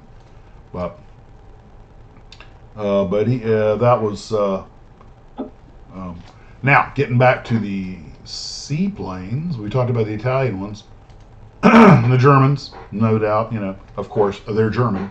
They make everything, and they made some fantastic float planes. And the Germans were big into float planes before the war broke out because of the transatlantic trade. And they actually had a pretty good variety, except for Messerschmitt. Most of the major companies made them. Arado, Blumenvoss, Dornier, Heinkel, all made these float planes during the war. And from what little I understand, they were all pretty solid performers, even the goofy looking ones. But the one on the top left and top center, the 238 and the 222, the Viking, those were the big ones, like our flying, like the Pan Am Clippers. And that one on the upper left, that the big 6-engine monster they made that was just, I think it was a 222, an impressive machine. I mean, it was damn near this. Well, it wasn't quite as big as a Spruce Goose, but it was huge. And it's a pity it didn't survive the war. They only built like the one, but they were losing the war at that point, and Mustangs were everywhere. And apparently, a bunch of P-51s saw the thing sitting at dock at berth, and like, I don't know what it is, but it's German, so they strafed it and blew it up and burned it. And they're like, daggum, too bad. It'd have been nice if we could have gotten that thing after the war. But as I'm sure all you aviation buffs out there know, the one thing the Second World War laid the groundwork for was the post-war airline industry. One of the reasons flying boats were so popular was because there weren't that many runways of any size in the world. After World War II, 5,000-foot runways were everywhere. And they realized, hey, you know what? We don't really need float planes anymore. We can take our big DC-4, later DC-6, and fly it to any point in the world, and there'll be an old military strip there for us to land on. That was the end of the flying boat. There was also the reason the boats were popular for a while is not just because of the runways, but engines were unreliable, and if you're flying over water, being able to land on the water was very desirable. In the early days of airlines over water, that was a major consideration. And one of the things that Juan Trippe talked about when he started Pan Am with flying boats, and Juan Trippe had been a flying boat pilot in the Navy. But the anyway, the other great Axis seaplane power, of course, was the Japanese. And being an island nation like the British, flying boats were always part of their operation. And they made some of the most impressive ones. In fact, their H-8K Emily, depending on who you talk to, may have been the most impressive flying boat of all, from a performance standpoint. It actually supposedly had a superior hull design to even the Boeing products.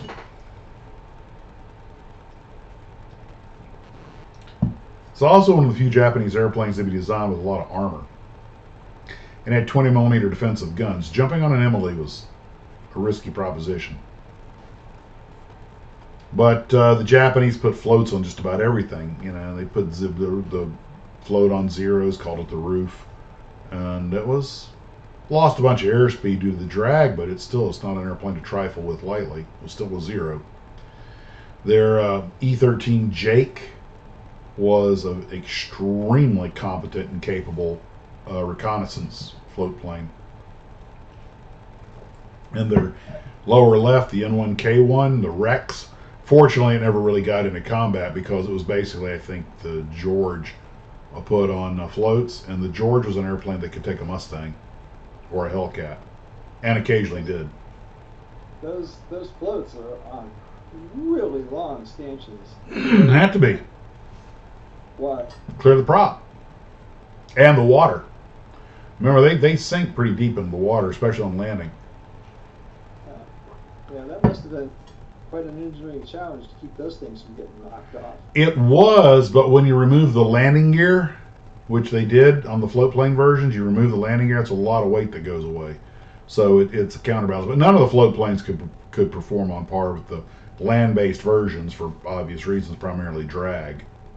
And there was a version of the German Stuka that was proposed for the Navy when the Kriegsmarine was about to get their first aircraft carrier, and it actually had a jettisoning landing gear for ditching at sea. Speaking of aircraft carrier, I want to go on a slight tangent here. Uh-oh.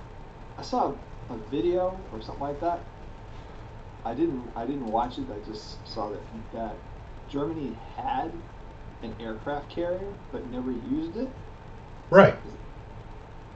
That's what I saw. The Kriegsmarine was supposed to have an aircraft carrier, but they never got around to fielding it. They had bigger problems.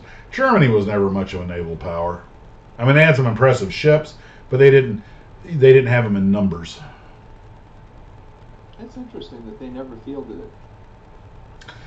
Well, the Japanese arguably made the best flying boat with the H-8K, and as some of the folks are pointing out, it was really the best 4-engine flying boat.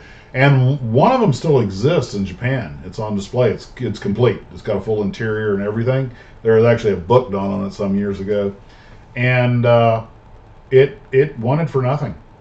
And the Japanese still made the turbo. They were making float planes until recently in turboprop version, because again, being an island nation, they're a maritime nation. They need a strong naval air arm, to patrol a lot of the coastline, especially when they're that close to Korea. But yeah, the float planes were. If I had to crew a float plane in the Second World War, not taking into account the country you're flying for, you just said, let me rephrase it.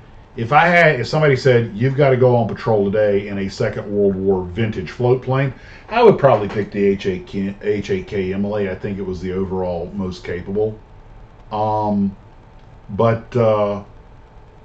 the airplanes that we have, like the Catalina and the Mariner, were good airplanes. They're good, solid machines. They did a good job. But yes, the Beriev still makes. In fact, Eric over at Celebrating Vintage Model Kits is asking about the Russians. The Russians make the Beriev. I want to say it's the 66. I'm not sure if that number is right. But no, Beriev 200, and it is a jet flying boat. It has 66 seats. That's it. Because I actually thought about pitching one to the company so that we could provide service to the Marine Air Terminal and then fly to the places that, like taxi right up to the Atlantis in the Bahamas. But it didn't quite have the range. But also, it's fairly short range. But yes, the Russians do make, and I saw one in Fort Lauderdale. I had no idea how big that thing was, and when it's on the land, up on its landing gear, it looks huge because it sits so high.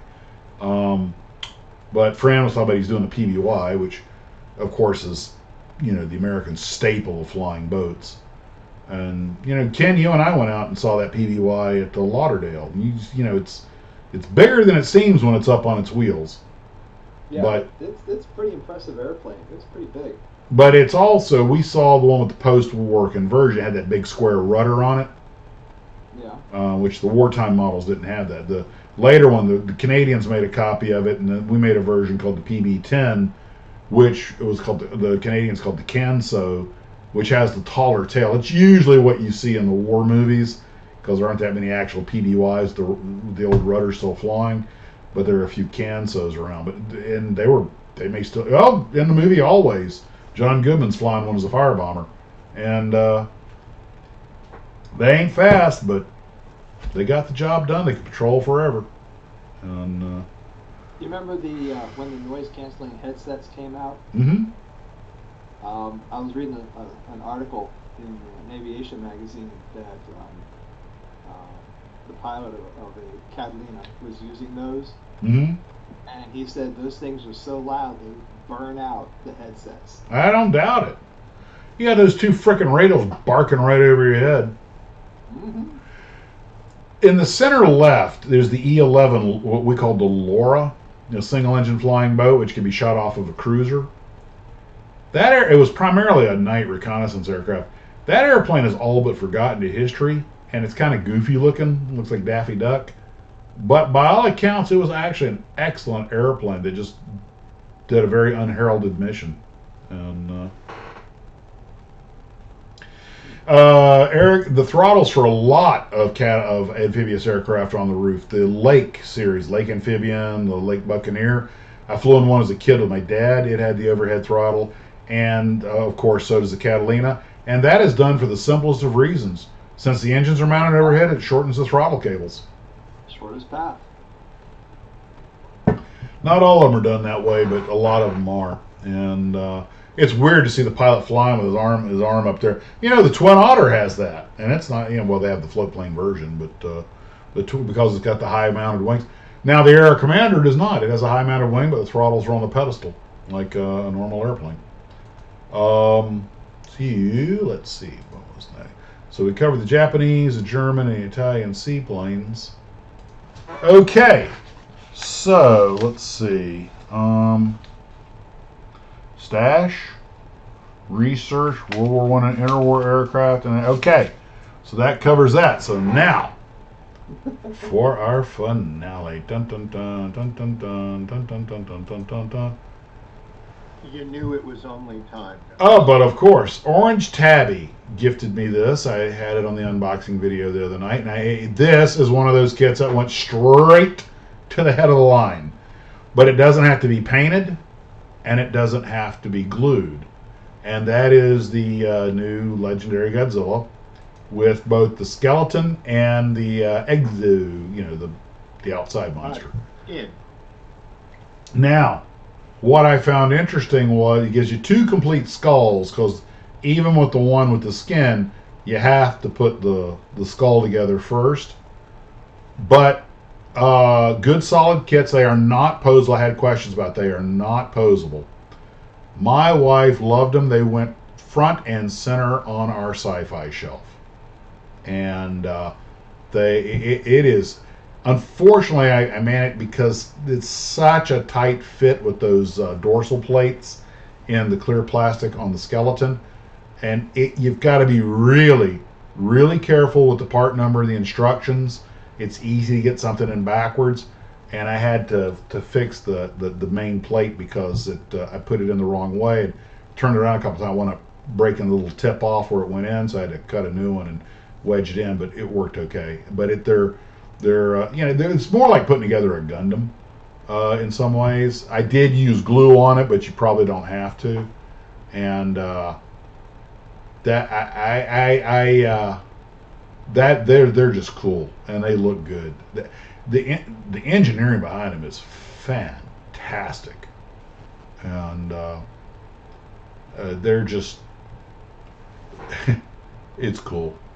The more craziest is Bandai made similar dinosaur kits as well. Yes, and I haven't. By the way, I know some of the Gloo Trooper. By the way, I couldn't resist just for photo purposes. I took my old Polar Lights Godzilla. That's the skull down in the cracks of the ground. Yeah, there.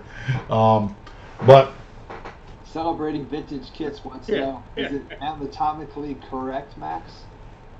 well, I don't know. I've never seen a real Godzilla up close, but I think Invisible Godzilla. yes. That's what is it, Steve? Is that X Factor? Yeah, X Plus. X Plus, X Factor, Max Factor, Max Plus, whatever. Max Packs. God, who remembers those Max Packs? If only Bandai made aircraft. I think they made some. Too busy with Gundam. Yeah, 35 million of them. They're doing okay. Gundam is their bread and butter. Make no mistake.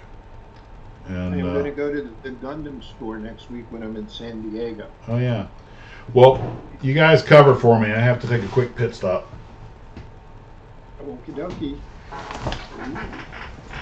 This could be fun. Talk about me behind the back.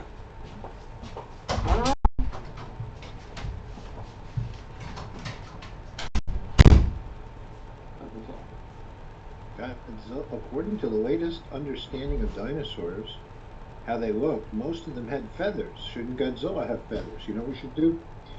One time we should sneak into his Tarbus and put like a garland, like a lei around Godzilla's neck with flowers and say, here, the correct Godzilla. Yeah, that could be fun. You don't get down here very often, so that might not be for a while. Yeah, gotta get Ian involved in the loop.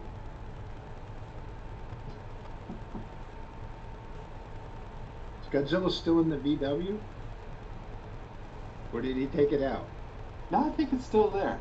Oh, okay. Last time I was there, it was still in there. So now what? Oh, I don't know. I think that I was just communicating with John Ashley Smith. We were talking about Matchbox kids. And I don't know how many of you Glue Troopers have ever built Matchbox kits, but they are amazing kits. The armor comes with dioramas. Planes are incredibly detailed, very good fit. And some of the larger kits, like they make these 32nd scale, they make a Spitfire, a Dauntless, and F1 Focal Wolf. They are not a Focal Wolf, an MB-109.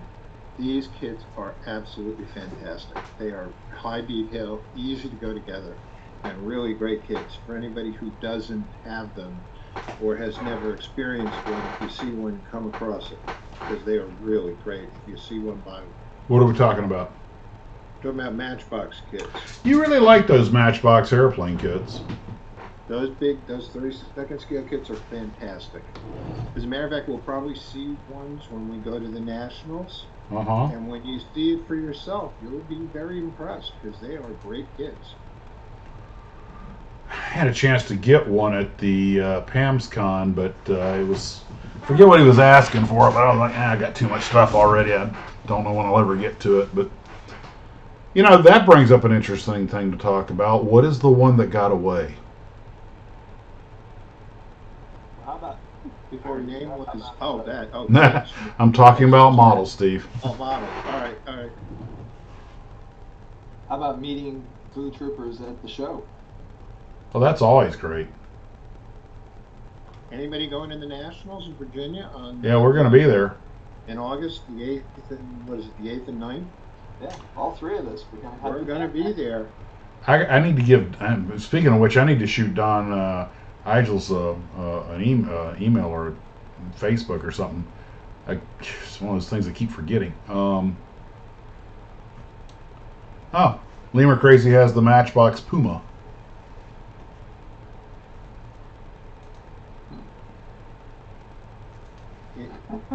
They make great. I mean, as a matter of fact, they made a couple of cars. They made a Porsche 917, and they made two other cars that are currently in the Revell catalog from Revell of Germany.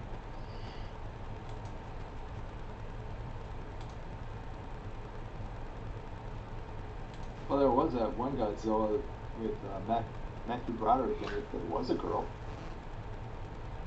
Huh? Oh yeah, that horrible movie. You don't even want to call that a Godzilla movie, Ken. No, Ken, that's Zilla. It's not part of canon. And if you ever say that again, I'm going to do something horrible and blame it on you. Hey, Celebrating Vintage Model Kit says there's going to be a kit collector show in Buena Park, California next weekend. And I'm going to be there. Me too. Buena Park. Eric, when is it? Because I could talk to Mike about maybe because I think that's when we're going to Peterson. We're going to lose on Friday. I think we're going. I think Saturday we're going to Peterson. Yeah, lose on Friday, and that's something else. There will not be a live stream next weekend unless Mike. Yeah. It's Sunday, so you're going to be left already.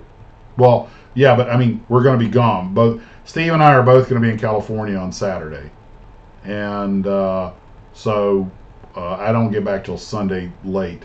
So it's or at least midday. So maybe Sunday, possibly Sunday night if I can. And you're still going to be in California on Sunday, right, Steve? Yeah, I'll be there till Tuesday. Yeah. Leaving Tuesday to come back. So I am Buena Park, huh? Eric, shoot me an email with the details on that, and we'll see if we can wedge it in there. My understanding is that Buena Park kit swap thing is kind of legendary. Hey, Max, I could do the live stream for you. We could talk about votes, RC models, and 3D printing. Which is totally not what this channel is about. Like you said, we won't be having one next week. Yeah. Minor detail. Tough crowd. It's a tough crowd. Maybe I could swing one on Sunday, depending, I'll have all the stuff from the California trip to talk about. But, God, I tell you what, as much as we love to rag on California, there are some really cool things about that place, and the car scene is not to be believed. No, it is not. Yeah. It's a shame, too. Mike and I are planning at least one night there, probably Friday night, to have do the whole do it once again. Do the Bob's Big Bob's Boy. Big Boy. You know what, Steve? This is your forte. Why don't you? I imagine everybody watching this is probably already knows the drill. But go ahead and. Every Friday night at Bob's Big Boy in Burbank, they have an epic car drive, and it's just like a throwback to the 50s and 60s. They probably get 150 cars, and they rotate through, so it's actually more than that. It's a really neat thing to go to. And they have good hamburgers at Bob's Big. Not as good as In-N-Out. They have good hamburgers. Yeah, what is it? Is it animal style, the way you like to get your In-N-Out burger? I like to get it animal style. And yeah, I'm gonna talk to Mike about that, because that Buena Vista thing, that's near LA, right? It's out by Disneyland. It's by where Knott's Berry Farm is. Towards Anaheim. Yeah, that's where Buena Park's right next to it. I don't know. If you go to Collectors, go to the restaurant at Knott's Berry Farm. Knott's Berry Farm. Okay, I'll have to run that by Mike, and I might have to stay an extra day. What day is the show? I think he said Saturday, but I think that's when we're going to.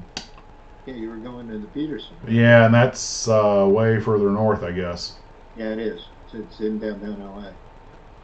But then again, my flight leaves at midnight, so yeah, it's not undoable, you know. if we went to Buena Vista early, then we could go maybe lunch at Knott's Berry, go to the Peterson, and then he could dump me at the airport. That's a lot of driving, but Yeah, on Saturday. Yeah. Yeah. But Yeah, knowing the way the traffic is, it'll take you forever to do that. But okay. yeah, I am the guy that's guilty of trying to wedge too much into these trips, you know, and really each one of them is a day by itself. I mean, yeah, he says it's next to Knott's. You got the time. It's not like you got a job you got to go back. well, no, it's not that, Ken. It's that there's only so many things you can do with the traffic and everything and get around before things close. I assume the Peterson probably closes at 5. I mean, it's a museum. I don't know how long the swap meet goes, but well, I'll run it by Mike. To be honest with you, I mean, I want to do both of them. I can always move my flight over a day and try to get another night.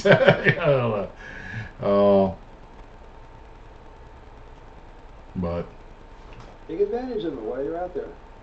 we'll see. Well, like I say, Ken, it's just, you know, I try not to be gone for too long because I got Peterson's open 10 to 6. 10 to 6. Okay. Well, but how far would you say is the drive between Peterson and Buena Vista? In miles, it's probably No, 30 time. miles. In time. Oh, probably 2 hours. Wow. On Saturday. Well, that ain't good. Because you got to have, I mean, the Peterson's one of those things you got to have time to do it. Yes, you do. And I gather the Peterson's an all-day thing. And then you can do it in like 2-3 hours, you know. So if we went to Buena Vista in the morning, we're out by noon. But if you're going to Buena Park, then you got to go to Monsters in Motion, which is down in Oglethorpe, which is 2 towns away. You're a very bad influence. Because they're open on Saturdays. Oh, by the way, complete side note. Eric over at Celebrating Vintage Model Kits just did a video, which he's doing French Week, on the Marine Solner MS-406, which is the airplane I was talking about. And it just so happens that Showtime 112 has been doing a series of videos on the Belgians and the French using that airplane to fight the Germans. And I find it interesting how the Styrene River is kind of all coming together at the same time. And at the same time, I forget it was Ed Nash or Rex's Hanger, one of them had talked about the airplane. And it wasn't a bad plane. It was just outdated by the time the war broke out. But he brought up the point that it was an artisan project. They were handmade. They couldn't make them fast enough, and by the time the war kicked off, they were kind of screwed. They got their licks in, but I had built a model of the Devastator 520, which is a better airplane, but again, too few, too late. But I find it interesting how all these, I hadn't really thought much about French aircraft, and all these different vectors. There, the same airplane keeps coming into my YouTube feed, and everything. It's just all sort of coming together at one time. Sometimes the Styrene River sings to you. I think it wants me to build a French airplane. But so Steve, tell us about your. Steve is working on a Johan turbine car. You want to tell everybody the story on that? It is a magnificent kit. They really did their homework when they made it. And as a matter of fact, Jim Kewer clarified the mold cost for it. Uh-huh. We were under it's like $250,000, wasn't it? No, it was much less than that, but it was expensive for the day. When John Hanley contracted to do it, they ran the numbers, and he estimated it would be $60,000 mold cost. Uh-huh. So he went on vacation and said to them, make the mold. When they made the mold, it came back, it was $85,000. Was not happy. Wow. Was not happy, but that's what it was.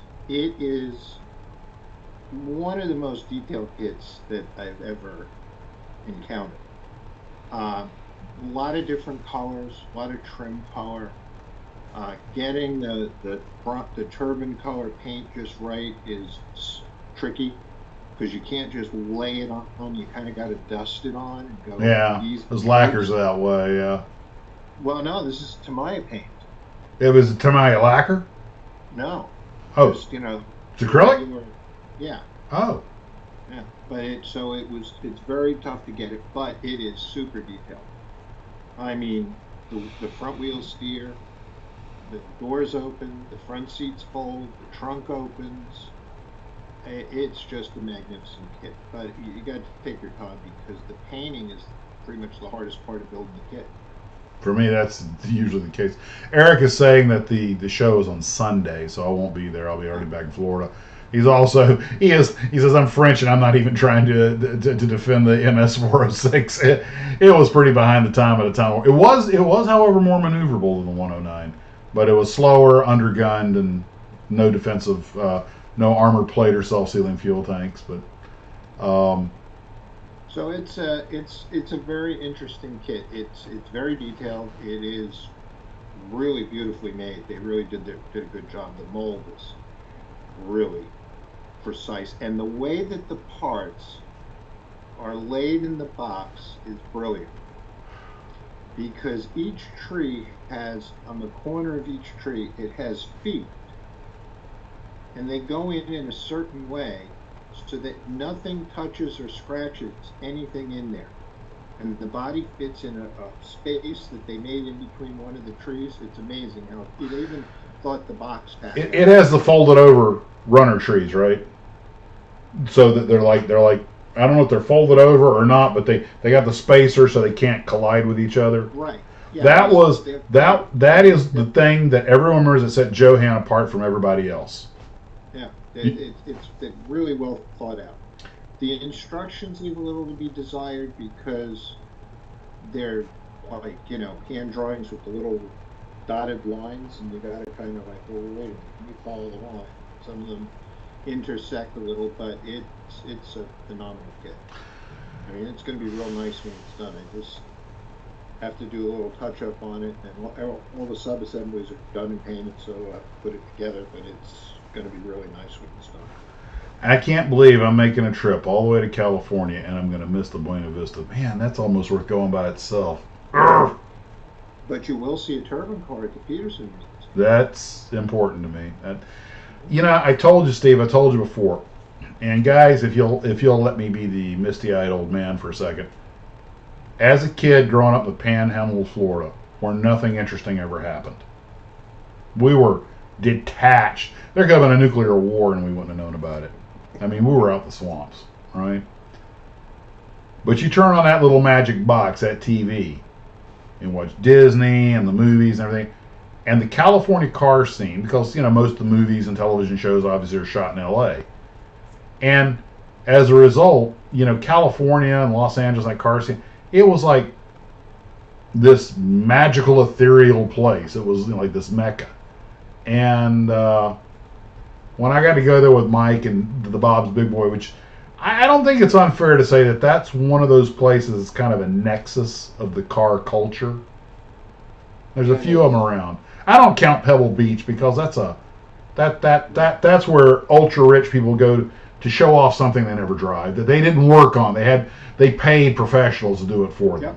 Yep. Okay, you go to the Bob's Big Boy, those guys have got scars on their knuckles, right? And they'll tell you everything about that car because they built it. This is the heart, the beating heart of American car culture. It should be Detroit, but it's not. Detroit's where they're manufactured. California is where they're, LA is where, SoCal is where they're, I don't know, what am I trying to say? They're customized, they're hot rodded, they're, what? Restored or modified? Yeah, it's where the artisan mechanics do their magic. California is where the culture grew. Yeah, basically.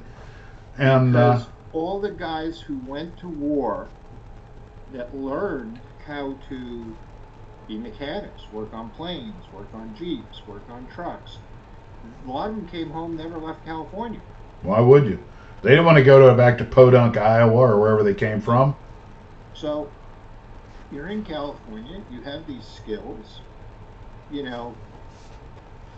old cars were cheap in the after the war, and the desert's right across the mountain, so you got a place to go drag race. And these guys bought these cars and they fixed them up and they hopped them up, and the speed equipment business grew. And it's like if you ever watch the biography of the Beach Boys, and they're in a couple of years and they're sitting around one day and one says to him, he says, what have we created? He says, what did we create? He says, we sold the California scene to the world. There you go. And I talked about the movies and TV. I even forgot about music, and half the songs, Dead Man's Curve, and they were about Little Deuce Coupe, Floating Shoes by 409, Dan and Dean, you're talking about a culture that managed to make Reseda sound cool. Yeah, look at American Graffiti. What was one of the main things in American Graffiti were all the cars? Where was it? Modesto. It wasn't near the... It made Modesto cool. Out in the middle of nowhere, but boy, on Friday and Saturday night, they were cruising Main Street. And how many movies, countless numbers of movies, were made about that very culture and that part of the country, and it's hard for me to put into words when Mike and I went to Bob's Big Boy and I saw the guys coming in their customized jobs and the stock stuff and everything. And of course, most of them were our age or older, but it was like, I don't even know exactly how to phrase it. I don't know if I want to say the culmination of a dream, but it's like I was part of the California car scene. I got to be there. I got to touch it. I got to meet the people, talk to them. And they're cool people. They just love their cars. There's a car show somewhere every night in California. On Sunday they have Cars and Coffee, which is a huge event that people go to this one area that has a lot of corporate buildings with a lot of parking lots. They get like 2,500 cars on a Sunday morning. Now, they have that stuff down here. Even here in Jacksonville, they have the Saturday morning or Sunday morning. But it's 30, 40, 50 cars. It's just not the same. And don't get me wrong. I don't want to take anything away from knuckle busters across the country. There are mod guys all over this country that do phenomenal work. I've seen great work here in Florida. I've seen it in Michigan. I've seen it in New York. New York's got a hell of a car scene. But it's just not the same thing. California's year-round. Down in Ocean City, Maryland, twice a year. They have car cruise weekend.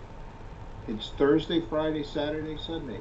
They get like 15,000 cars. We got Turkey These Run guys, here, you know. and these guys just cruised up and down Coastal Highway for 4 days. Night hoppy. All the parking lots of all of the shopping centers are filled with cars. One is Mustangs, one is Chryslers, one is Dodges, one is Chevelles, one is Camaros. And everybody's nice. It's orderly. Oh yeah. And these guys, it's a culture. It really is.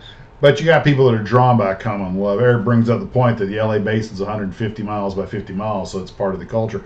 Here in Florida, you got to, especially here in Jacksonville, you got to have a car.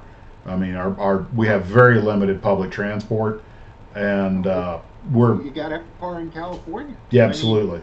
I mean, look at it this way. Part of the thing, Night, Edward. The fact that these guys came back from the war was General Motors bought up all the streetcars. They had a mass transit system in the LA area with streetcars. General Motors came in, bought them up, and put it out of business. Really? You had to get a car. Yes, that's a fact. And that's right. That's right out of the script for Roger Rabbit, where he was buying up the red car and. Yeah. I mean that's a bona fide fact. The History Guy does a whole show on that particular event. Steve saying they actually got where he's at. They actually have an A&W. I love A&W. A&W is the bomb, man. Oh man, God. I would go to A&W, and they would sell you the mugs. The glass mugs. Oh yeah. You could buy the mugs. I have like 8 of them up in the, in the kitchen, and my wife goes, "Why do you bring these home?" I said, "Because they're cool. They're A&W mugs." She goes, "It's not like we have a tap with the A&W in the sink in the kitchen, Eric, that's what I'm saying is that Roger Rabbit, basically the judge was doing what GM did in real life, I think. Ain't no Roger Rabbit spoilers. Yeah, there you go. Here in Vermont on Thursday nights, we have cars and fans that show up at the actual A&W drive-up restaurant in Middlebury. There you go. So, is that like the first one or something, or? Don't know. Okay. No, never mind. I'm not going to bore you with that. I went to the what I thought was the original. Yes, Bill. I have bought many A&W mugs from the A&Ws in Canada, and they have the extra large ones in Canada.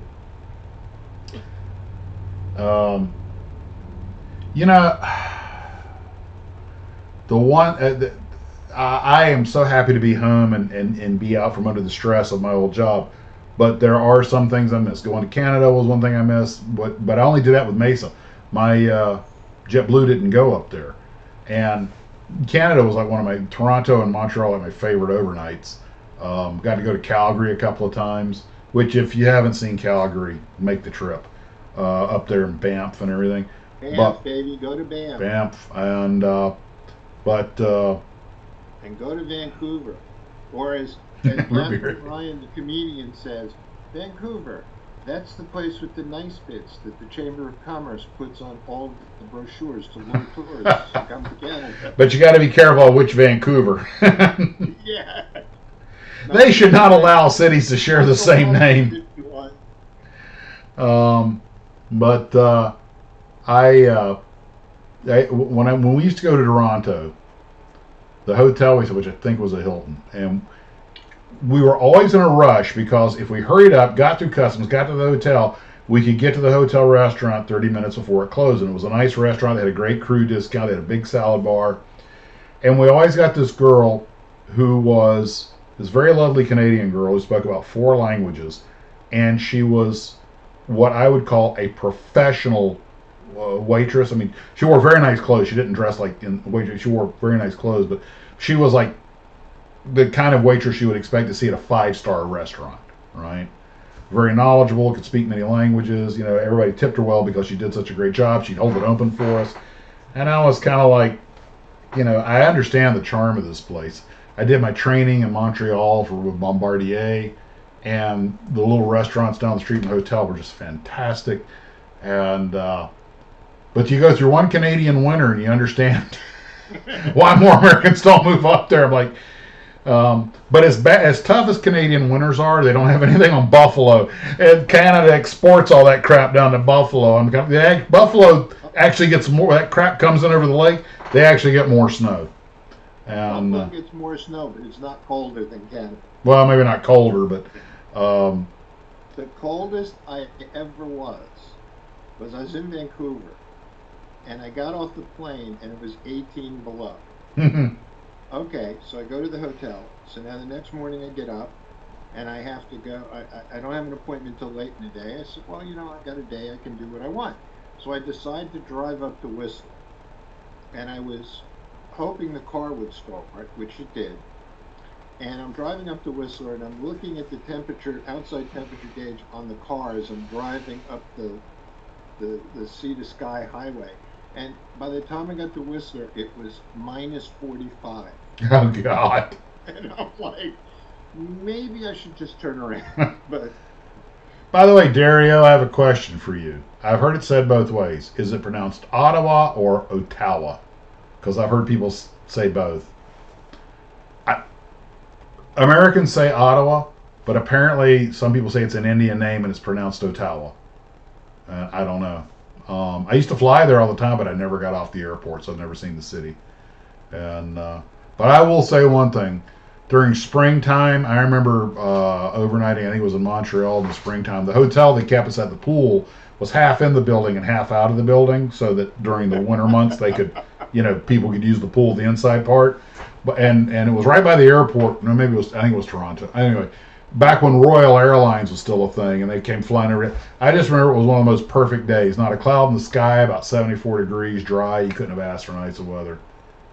Garfield says, we have giant fans that blow all the snow across the lake to settle in Buffalo. Yeah, well, it's good for them. Builds character.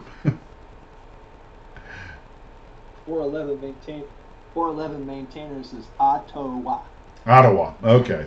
Ottawa. Okay. It's funny. Just last night I was on YouTube watching a couple episodes of one of my favorite shows, Northern Exposure, with Paul Gross as the Mountie. And that show just had a quirky charm to it, it was a ridiculous show, but I loved it. I don't know why, and love the theme song and everything. But anyway, yeah. I like that show. I like the moose. Ottawa. What? I like the moose in the beginning of that show. Yeah. They had another show that was actually filmed in Seattle called Northern Exposure that was kind of the same idea, so it's supposed to be Alaska. But I swear, I honestly think it's colder in Canada than it is in Alaska. One year, we went to this resort up in Kananaskis. And it was at the time of the year where they didn't have the air conditioning on yet, because we were way up in the mountains. And so one of the guys, we're all go to bed, and one guy, he's got a room on the first floor, so he opens the windows, but they had screens in them. About 3 o'clock in the morning, he hears this snorting noise and all this noise. He can't figure out what it is. He turns on the light. There's a moose who's got his head in the window, and the rack is stuck, so he can't get it out of the window. But he starts. They had to call the Mounties to come. They had to take a chainsaw and cut the window out so they could get the moose out of the room. It was hysterical. Well, speaking of moose, or meese, or moosin, and squirrel. I want to thank Garfield again for the stuffed moose, because that was my nickname as a kid. My wife saw that and fell in love with it, so that's here in the house now, in the guest room in the middle of the bed. She was like, yeah, Garfield. For those who didn't see, I did an unboxing the other day, and I got a J-22 Swedish fighter from one Gloo Trooper, but I also got from Garfield a whole box of mostly building supplies, and the Godzilla that I just showed you. And he also sent me a stuffed moose, and there should be a picture of it right here. I don't know why there's not. But oh, here it is. Okay, and my wife saw that and was like, that was perfect. Um, and so she promptly inherited that, and I was like, yep, and that was just perfect. So I want to thank again. I want to thank Garfield and Diane for that. I'll just send you a picture of my moose. we were up in Maine, and we stopped in this lodge, and they had a gift store, and they had a moose head that you could hang on the wall stuff. So I bought it. We called Bruce the Moose. We hung him up. I will warn you that moose are surprisingly dangerous animals. They're really big, and people don't appreciate that. And we had an entire infantry platoon taken out by one. When I was in Alaska, about 20, 30 guys in the back of a deuce-and-a-half truck driving down the road, and a moose came out in the road. The truck driver, leaned on the brakes, and of course we're in Alaska. Now, I wasn't there, but apparently the truck went in the ditch. The guys in the back, of course, they're just riding in the back of a truck, no one's strapped in. So 30 guys went flying different directions with all their weapons and equipment and everything, and some broken arms and stuff. So I was like, great, one unarmed moose took out an entire platoon. No, they're nasty. They can be really nasty. They're big. But they get in a car. But when Ken and I were in Alaska, I had a moose burger. And how was that? Good. We got back at him. The moose is striking me. Wait a minute, does that make me a cannibal? No. Well, guys, it's 9:03. It's that time. So we'll say our goodnights. I'll run the outro for those who want to chat with each other for a little few minutes, and then Ken, Steve, let you say your nighty nights. Steve Jarvis says, I almost bought a moose head at an estate, but it takes up so much real estate on the wall we passed. And another celebrating says, Army and Max days could be devastated by a moose, or defeated by a moose. Why aren't we speaking Russian? Because the Russians got taken out by vodka. Or their addiction there too. Okay.